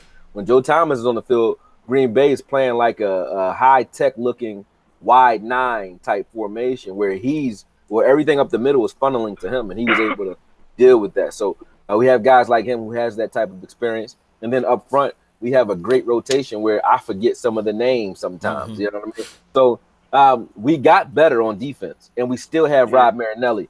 So, that with a solid running game is a formula for success. Look at Parcells. Parcells never had this type of talent when he was here, except for maybe T.O., but he never had this type of talent overall. But Parcells' strategy is still in effect. Run the ball, control the clock, play solid defense. Not a ball hog defense, but just a bend but don't break style defense is all Parcells did. Now we have a defense that I think can be an elite level defense if we put some of the right pieces together. We may be one piece away from that. It may not even be this year, but we have most of the elements there. I mean, low rookie contracts. We have a lot of youth, a lot of speed on that defense. So that's what I mean. No doubt, a lot of speed coming into effect. Yes, indeed. So, Koye, we approaching our final 5 minutes Yes, sir. on the show. I want to be able to do this right here. I want to ask everybody that's on the panel what you have got going on for us, the next film reviews, things like that before Thursday. And who name me like 1 or 2 guys that you really going to have to look at, or you have reservations on, or who you just really want to look at this Thursday night? Honestly, I think we talked about 1, so I'll give you 2. That offense, I'm going to be looking at Rico. And I don't think Dak's going to play enough for me to care. So Mike White, I want to see what Mike White does when he's playing. He's going to get a lot of time. 2 quarters or 3 quarters? I think he's going to get 2, at least a solid. I don't want to see that number 1 kid out there. My God, I don't even know who that is. He isn't. That's not my time. Go ahead, my bad. And then defensively, I want to see Jordan Lewis. I want to see what he's able to do. I'm looking at the entire secondary as a whole, because Chris Richard, I got like a football crush on Chris Richard, so I want to see what elements he's brought to the table and how we look now. But that's really, I don't want to say 1 player in regards to that. I'm just going to be looking at the secondary. I kind of know what we're doing in our front 7. Rod Marinelli is Rod Marinelli. If he can make Benson Mayowa look good, right, I know he can make these guys look good. So I'm not really concerned. If he can't get you, if he can't get there with superior talent, he will stunt his way to the quarterback and create. He will scheme his way to the quarterback with that front 4. I'm not worried about Rod Marinelli. I'm not worried about our linebacking core. I want to see what our secondary does, because they're the new element and they're feisty. So I'm going to be watching. And I know this is the first time in the history of me watching football since I was a pup where I know in preseason everybody that's in our secondary. And I'm not, and without playing Madden, I'm not playing Madden. Looking at all this, Madden ain't even come out yet. So it's like I know everybody. About to drop, though. I know all 9 of their names top down, and I've watched them all throughout training camp top down. Because you're an analyst now, fam. Yeah, you're right. You're right about that. But definitely, so I'm excited about it. That's it. And as far as what I'll be breaking down and what I'll be watching, as I just said, I'll courtesy of Tice. Once again, I appreciate that footage, but I'll be dropping a video about Jordan Lewis. It's not so much of a breakdown. It's really just talking more so about what we were talking about now, just going a little bit more in depth about that. And then also film breakdowns of the blue and white scrimmage and other drills that we've seen. I'm not really going to be doing game breakdowns except for a couple of college breakdowns moving forward. And then obviously preseason after we get some games under our belt. But so that's what you can look forward to on my page. But as guys stand out, I'm looking at them as they stand out. I want to see, a larger, like Antoine Woods when he kind of flashed. I start looking at him. So, you'll see based off of who's flashing, that'll be who I'm breaking down. I'm sitting and watching just like you guys are, and I want to, deeper look. So if they pique my curiosity, you're gonna see them on my page. No doubt, man. West Coast, What's man. Up, what you got, man? What you gonna be doing, man? This Thursday. I'm gonna say Bosh Lombardi one of the best for last. I'm gonna be in San Fran with you too, bro. So I'll see you out there too, West, because I know you're gonna be in San Fran Thursday. I'll be on the West Coast this Thursday. Whoa, so man, you already know if the Cowboys if the Cowboys in my state, that's mandatory. I don't care what it's preseason, no season, white and blue scrimmage. I'm gonna be there. So I'll be there. I should be at training camp tomorrow. Trying to wrap up some things that I've been kind of a couple players I've been talking with, and then I will be at the game in San Francisco, right there, section 112, right behind the Cowboys bench. So look out! I'll be trying to get some. I already got a couple players that I already kind of primed them up. So I'm praying that they'll come through for a player, and I'll get some interviews after the game. See if you can interview Chris Richard. See if you can interview him. Hold I'm on. gonna keep it real with you, Chris. West Coast, you got a guy. Look him in the camera like a man. West Coast, you got a guy on my page asking about your YouTube channel. I'm gonna tell him you don't have YouTube, do you? But man, you better slap yourself. Where to find you because they looking for you on my page right now, my chat box. They want to know who you are. Well, I'm on YouTube. You can find me on Dallas Cowboys Scouting. But I'm gonna be honest with you, man. There's king. YouTube has its kings, man. You are listening to them. You know what I'm saying right now. But if you're on Facebook, man, definitely tune in to Dallas Cowboys Scouting on Facebook and Instagram, man. But if you're looking for some of that really consistent flavor on YouTube, I definitely say you can subscribe to my page. But these guys right here that you're listening to right now, they are by far the best that you're gonna find on YouTube. You know what I'm saying? So the Dallas Cowboys Scouting on all major social networks. But Thursday I'll be out there for the game. The main people I'm trying to really talk to, honestly, or trying to see Mike White, be honest with you. I want to see what the Cowboys what the Cowboys plan on doing with him. I'm very curious on why, people say, oh, we drafted the best man available in the 5th round, where I'm like, well, that's not true because there's other people that were best man available, in other rounds. It's amazing how we only say they picked the best man available when we're trying to decipher something we don't understand. There's a reason why the Cowboys picked this young man at the 5th, in the 5th round, and there's a reason why he's pretty decent. You know what I'm saying? So I'm very curious to see. And then something that I've also seen about him is, I'm gonna be real, man. There's plays that they have Mike White throw that they don't have Dak Prescott throw. There's just certain things that they have that they have. And hey, I understand they want to play to each person's strengths, but that within itself is very curious to me. So and one thing I liked about him when I talked to him on Tuesday is he said, man, I'm going out here and I'm trying to win this game. So I definitely believe that Cooper Rush is probably going to play the first half, and I wouldn't be surprised if Mike White plays this whole second half because Storm, as much as I love the way he runs, he has not earned the right to play in a preseason game yet. I'm sorry. From what I've seen out there, I don't feel that he has earned the right to take up someone else's time to try to, other people are trying to make the team. And I don't feel that somebody in the chat box need to take his spot, man, because that boy. Yeah, I don't think that he's earned the right now to maybe a couple plays or so, but not no full quarter. I think definitely Cooper Rush and Mike White will play. So those are my thoughts on the offense. And on defense, I'm looking for the cornerbacks, but another guy, Mr.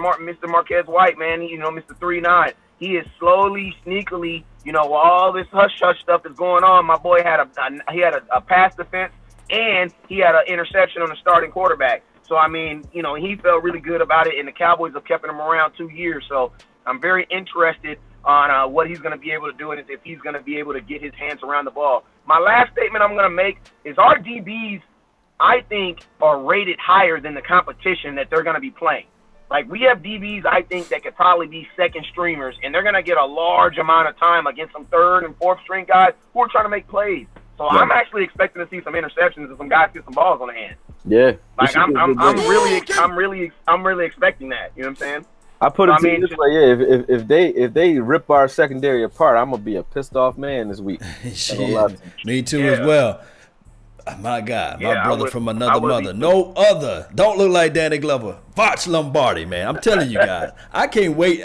I'm ready for Thursday, like Friday. I can't wait till Friday to see Voch Lombardi film breakdown of Thursday night game. I can't wait to hear the commentary, man. And rewind. That's why I can't wait. With that rewind, you be like, man. Damn. No, I didn't see how he did the Tony toe tap on this particular play there, but now I see it. Now I see. Watch a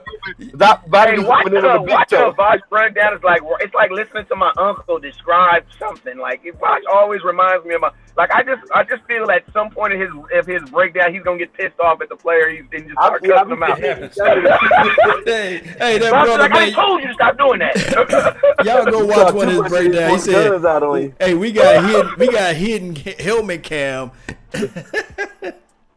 Look, crazy, man. Go ahead, man. Tell me what you ready for, man. What you gonna want to watch this Thursday night, and what you got going on.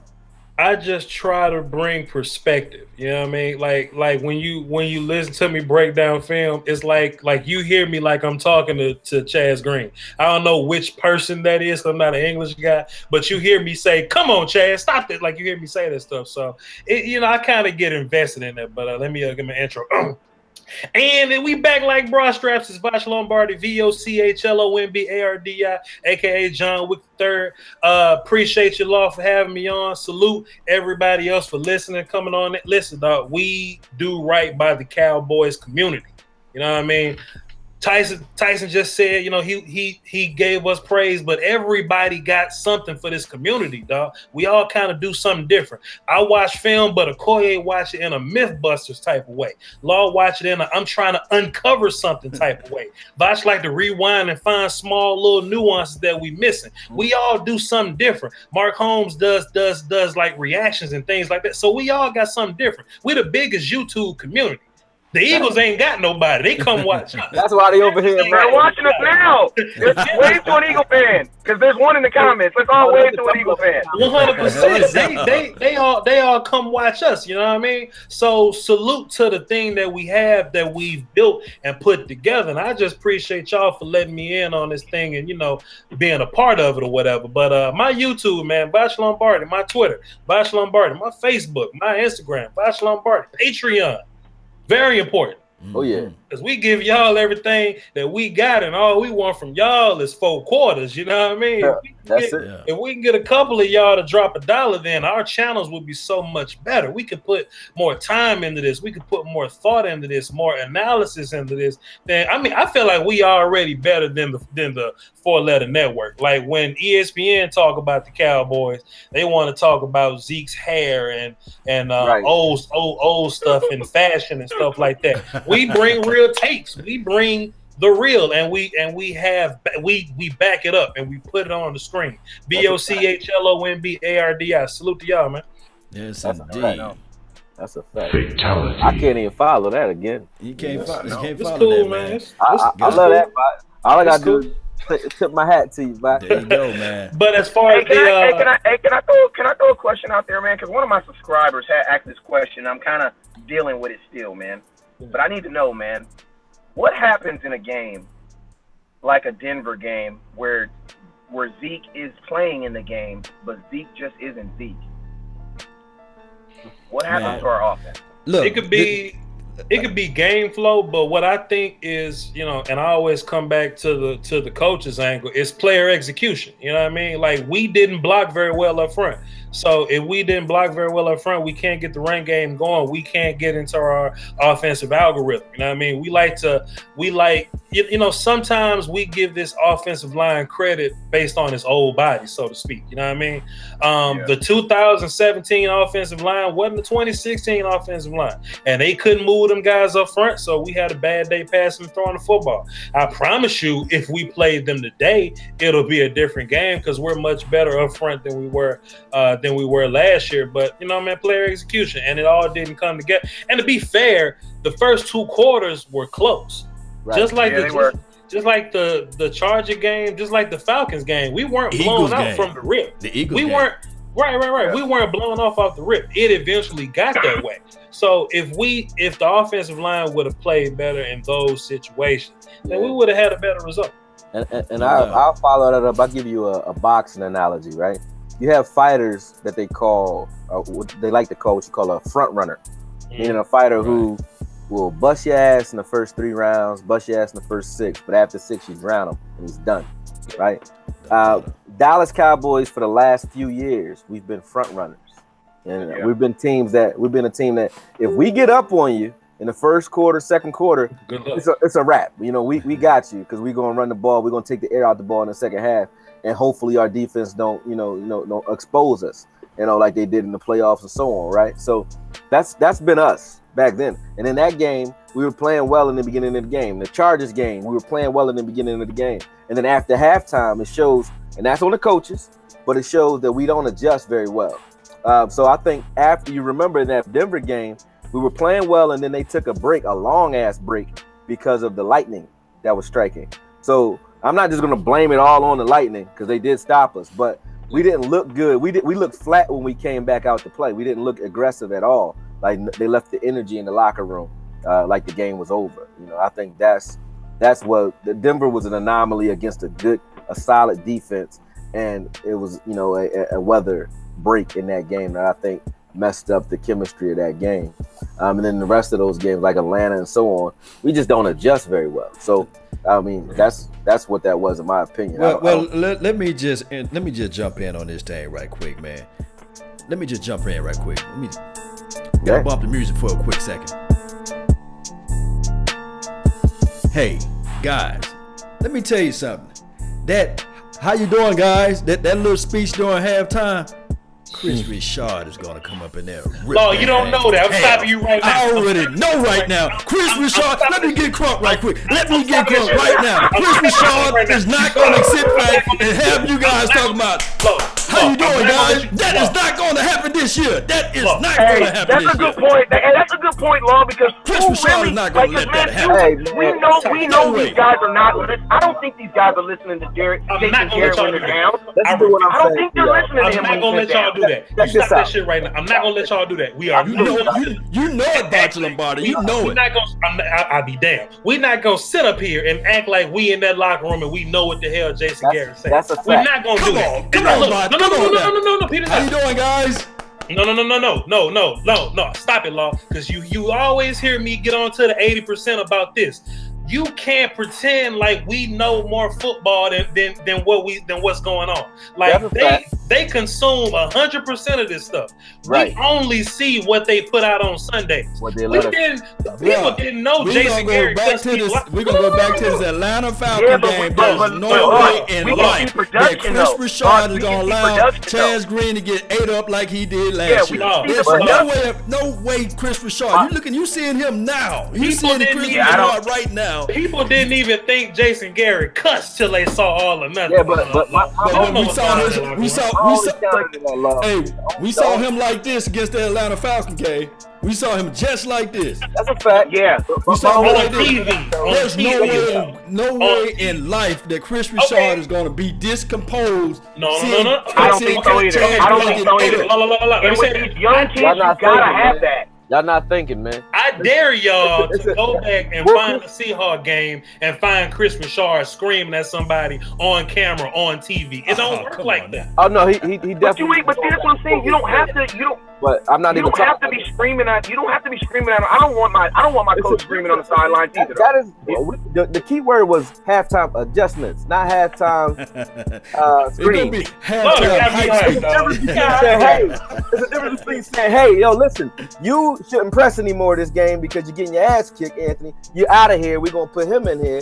Or don't press, play off coverage the rest of the game. Then saying, "Hey, motherfucker, you're not doing shit the right, motherfucker." You know what I mean? Cursing is one thing, and Chris Richard will bring energy and morale, yes. But I'm talking about, I want to see halftime adjustments, meaning let's see some scheming. That's Linehan, that's Marinelli, that's Chris Richard. Yes, that's different. Y'all give me too crunk right now. Lord didn't hit us with the how you doing, crazy? Guys, like he say to the media at the damn press conference. You think he talked to his team like that? They would have been quit on Garrett. This team don't quit on Garrett. Y'all can say that. They don't quit on. They may lose, but they lose playing hard, fam. Even when Tony went out, even when Zeke went down, this team plays hard for Garrett. We're not gonna sit up here and act like he's doing the how you doing, guys, when he's talking to the team. Cut that out, man. But some type of adjustment. This is what I believe. I'm gonna go back to the Chargers game. I'm gonna go back to the Eagles game, and I'm gonna go back to the Atlanta Falcon game. Of course, I wasn't in the locker room, Botch. I was not in the locker room. Okay. But something. Player execution is something. Got to change this year. Block him up front. Block Joey Bosa. Block Ingram. Block the fat Samoan kid in Denver. Block Claiborne. No. For the Atlanta Falcons, just move your tight end to that side. Chip. Put a folding chair there. Something. We did that, Law, but if you take away a passing option, it takes away from the offense. We weren't trying to pass Atlanta.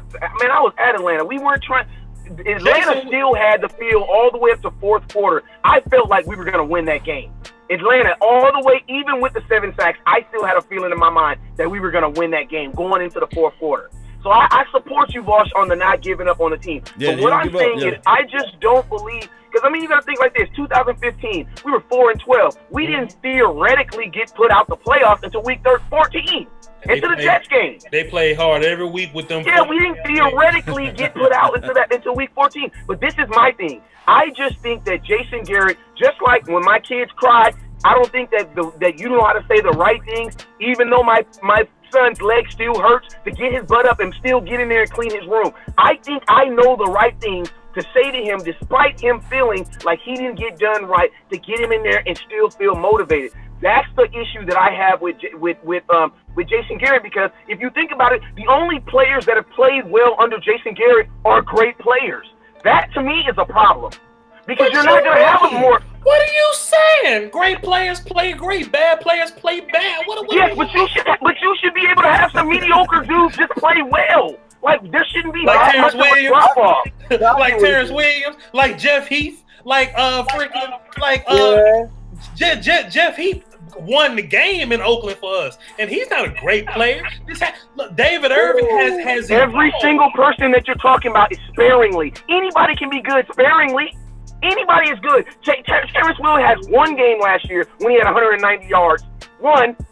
You know what I'm saying? One. My thing is this: why can't he get those other guys? Why can't he get those guys? This is the longest 5 minutes. Ron Smith is a very average player. He looked damn good running the football when he gave him. Man, I'm giving that to JB because all the other running backs behind him look pretty darn good too.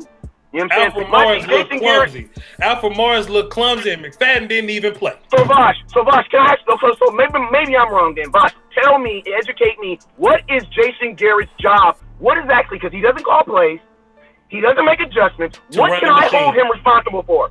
He runs the machine. That's what the head coach does. He runs the machine and hold up from Monday to Saturday, he runs the machine. Then in game, he does his thing in game. He may not be the best in game coach, but let's not act like he flat out terrible. And look, peep this out. This ain't even me defending Jason Garrett, because people just think I'm a Jason Garrett lover. That's not the case. But what the hell you want Jason Garrett to do when your best players go down? We hear people say all the time, well, we see this team adjusting. Okay, well, the Giants didn't adjust. The Cardinals didn't adjust. The Texans didn't adjust. The Packers didn't adjust. It happens more often than none. When you lose your best players, you look bad. You look different. We blame the shit on Garrett that ain't even got nothing to do with him. Move your feet, Chaz Green. Catch the ball, Anthony Brown. Get to your landmark, Jeff Heath. That ain't on Garrett. That's on the player. That's player execution. But when the players execute, then we should just not have a Coach of the Year award then. But I agree with you though on that, Vach. It is what it is, Vach.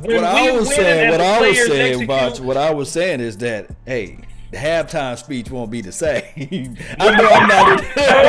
You taking it right away to the coaching, man. I just said the halftime. I think Chris Richard is going to be able to at least say something. Say something. Okay, that's all I'm so saying. Watch this though. Time out. Perfect example. Just thought of this shit. We like to talk about what Jason did or did not do with Chaz Green in the Atlanta game. I think your players gotta carry you, right? What about when New England couldn't stop Kareem Hunt? What did the great Bill Belichick? Why didn't he stop Kareem Hunt? Because the players gotta play. That's what I'm talking. Why couldn't Bill Belichick stop Nick Foles? The players gotta play. That's what this shit come down to. This is execution first, fam. And I'm not defending Jason Garrett. This is what you gotta remember about execution. Hold on. This is what you gotta remember about execution. Execution is created by a pattern of someone of authority. Someone of authority has to create that pattern so that they can follow and go out there and execute. I think at practice, man, or whatever they're doing, the execution is not there. It's not there. Like the connection is not there. When we win ball games, we never say this. 13-3, there was no problem with execution. We didn't say none of this shit. We had no problems with coaching when we went 13-3. All of a sudden, we go 9-6. No. We did have a problem with coaching, but it's just like a pretty girl. She pretty, so you look over the fact that her breasts stink and her feet big. Because she pretty. No. I ain't gonna be big now.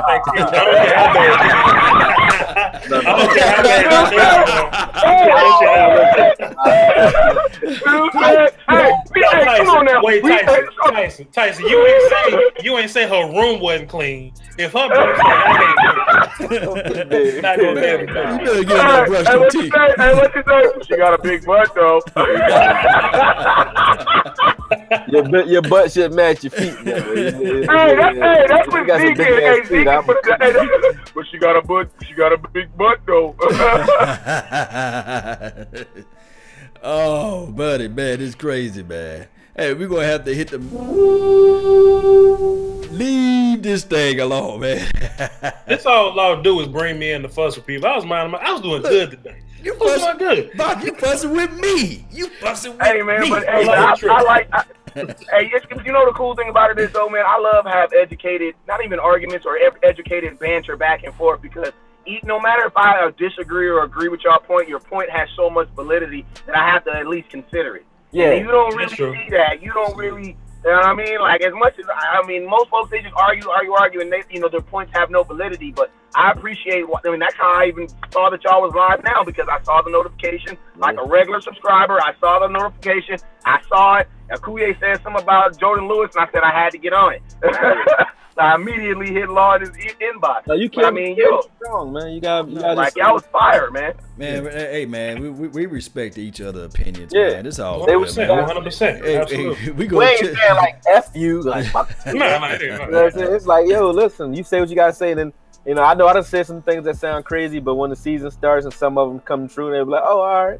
And then the Vach says things all the time that sound like you be like, oh man, that don't make sense. But matter of fact, he done schooled me on a few things. I'm not gonna lie to you. So I never say stuff that don't make sense. I say, I never. It just hasn't happened yet. What you say? It just hasn't happened yet. Yeah, it hasn't happened yet. It's like he the oracle, right? Hey, but the thing is though, even though we want to be right, you know what I'm saying? We all want to be right. But then again, on certain players, we want to be wrong on. I want to be wrong on Taco. I want Taco to prove me wrong every day. I want to be wrong on Leighton Van Der Esch. I want to be extremely wrong on him. And that's the guy that I'm looking when Thursday night come, I'm looking for double nickel out there. I'm looking for him. I'm going to see how he's going to explode, fly out to the ball. That is the guy I want to be wrong on. You know what I mean? And that's just how it goes. You need to be looking for 48. You need to be looking for 48 because I'm going to tell you right now, it's two people that you hear cussing every day, and that's Chris Richard and 55. 55, anytime that he make a mistake or anytime he make a wrong cut, it's that big F-bomb coming out of his mouth. You know what I'm saying? I love Van Der Esch, but I'm going to tell you right now, theoretically, he shouldn't be playing tomorrow, but I think he needs to play tomorrow. Because Joe Thomas, 48, my shout out to my boy Coulier for putting me on, Joe. Joe Thomas is a dog, man, and I think he is not trying to go away, and I do not think he came to the Dallas Cowboys to be on someone's bench. I think he's going to show that he's actually better than Anthony Hitchens when you put him in those same situations. So, I mean, double nickel, like you said, I think he might want to, save that jersey for next year. I think he's going to be a great piece. But I don't think the Cowboys going to rush him. I just don't think the Cowboys going to rush him. I think Joe Thomas is going to be one of our starting linebackers. As far as Van Der Esch, man, and I got a very love-hate relationship with Van Der Esch, who says why? Tell me. Well, because first of all, I never said Leighton Van Der Esch was trash. However, I wanted Will Hernandez and I wanted Harold Landry. But we ended up with Van Der Esch, and I like my linebackers physical. Leighton Van Der Esch has to learn how to shed these blocks. He's too damn big to get caught up in trash like that. But my whole thing with Van Der Esch, we're not going to get his true value at practice or at preseason. I think we're going to see Leighton Van Der Esch play his best football when our best D-line is in front of him, keeping blocks off of him, and Sean Lee is next to him, keeping him a couple steps ahead of everybody else. I think that's going to be the best Van Der Esch that we're going to see. And we're not going to get that from preseason because Sean Lee going to be sitting his ass down because one wasn't bad happening to him. So I think in the regular season, Van Der Esch is definitely going to be better than preseason Van Der Esch. No doubt. I'm going to tell you right now, they're doing a lot of blitzing with him, but I agree with you, Vosh. The number one issue with Van Der Esch is when he blitzes, if there's no one in the hole, he's going to get to the quarterback. He's going to make a play. But the thing that I don't like about him is as soon as he gets contact, he's like my little puppy. Like, we'll be training. As soon as my daughter walks by, everything that I've been doing for the last 40 minutes is gone. Yeah. Like, my dog is just gone. And that's how he is when he hits contact. Like, when he hits contact from an offensive line on a blitz, like, you should think that, that they're going to contact you. They don't want you hitting the quarterback. His whole body and motion is now just trying to get around the contact. So, like, the whole purpose of him blitzing is just lost. Like, No doubt. Man, we finna roll out of here like dice, man. This is the longest 5 minutes in life. I really appreciate everybody for tuning in to the Nation. Hey, guys, go follow the Law Nation podcast. I think Voch's Voice, he got that podcast too as well. Yeah. It's the plug right there. I plug my homeboy, man. You know what I mean? Okoye Media. Don't forget to follow that too as well. The Dallas Cowboys Scouting. That's your page, right, on Facebook? Yes, sir. Yes, sir. Guys, and remember, you listening to nothing but the best. Let's jam on out of this thing. That's right. Peace. Shouts out to the Voch's Voice podcast. I know. I ain't talking about football, though. I'm talking about. Oh, you talking about some sex or something on there, right? Right. How to set your first threesome up. It's out there. Go listen.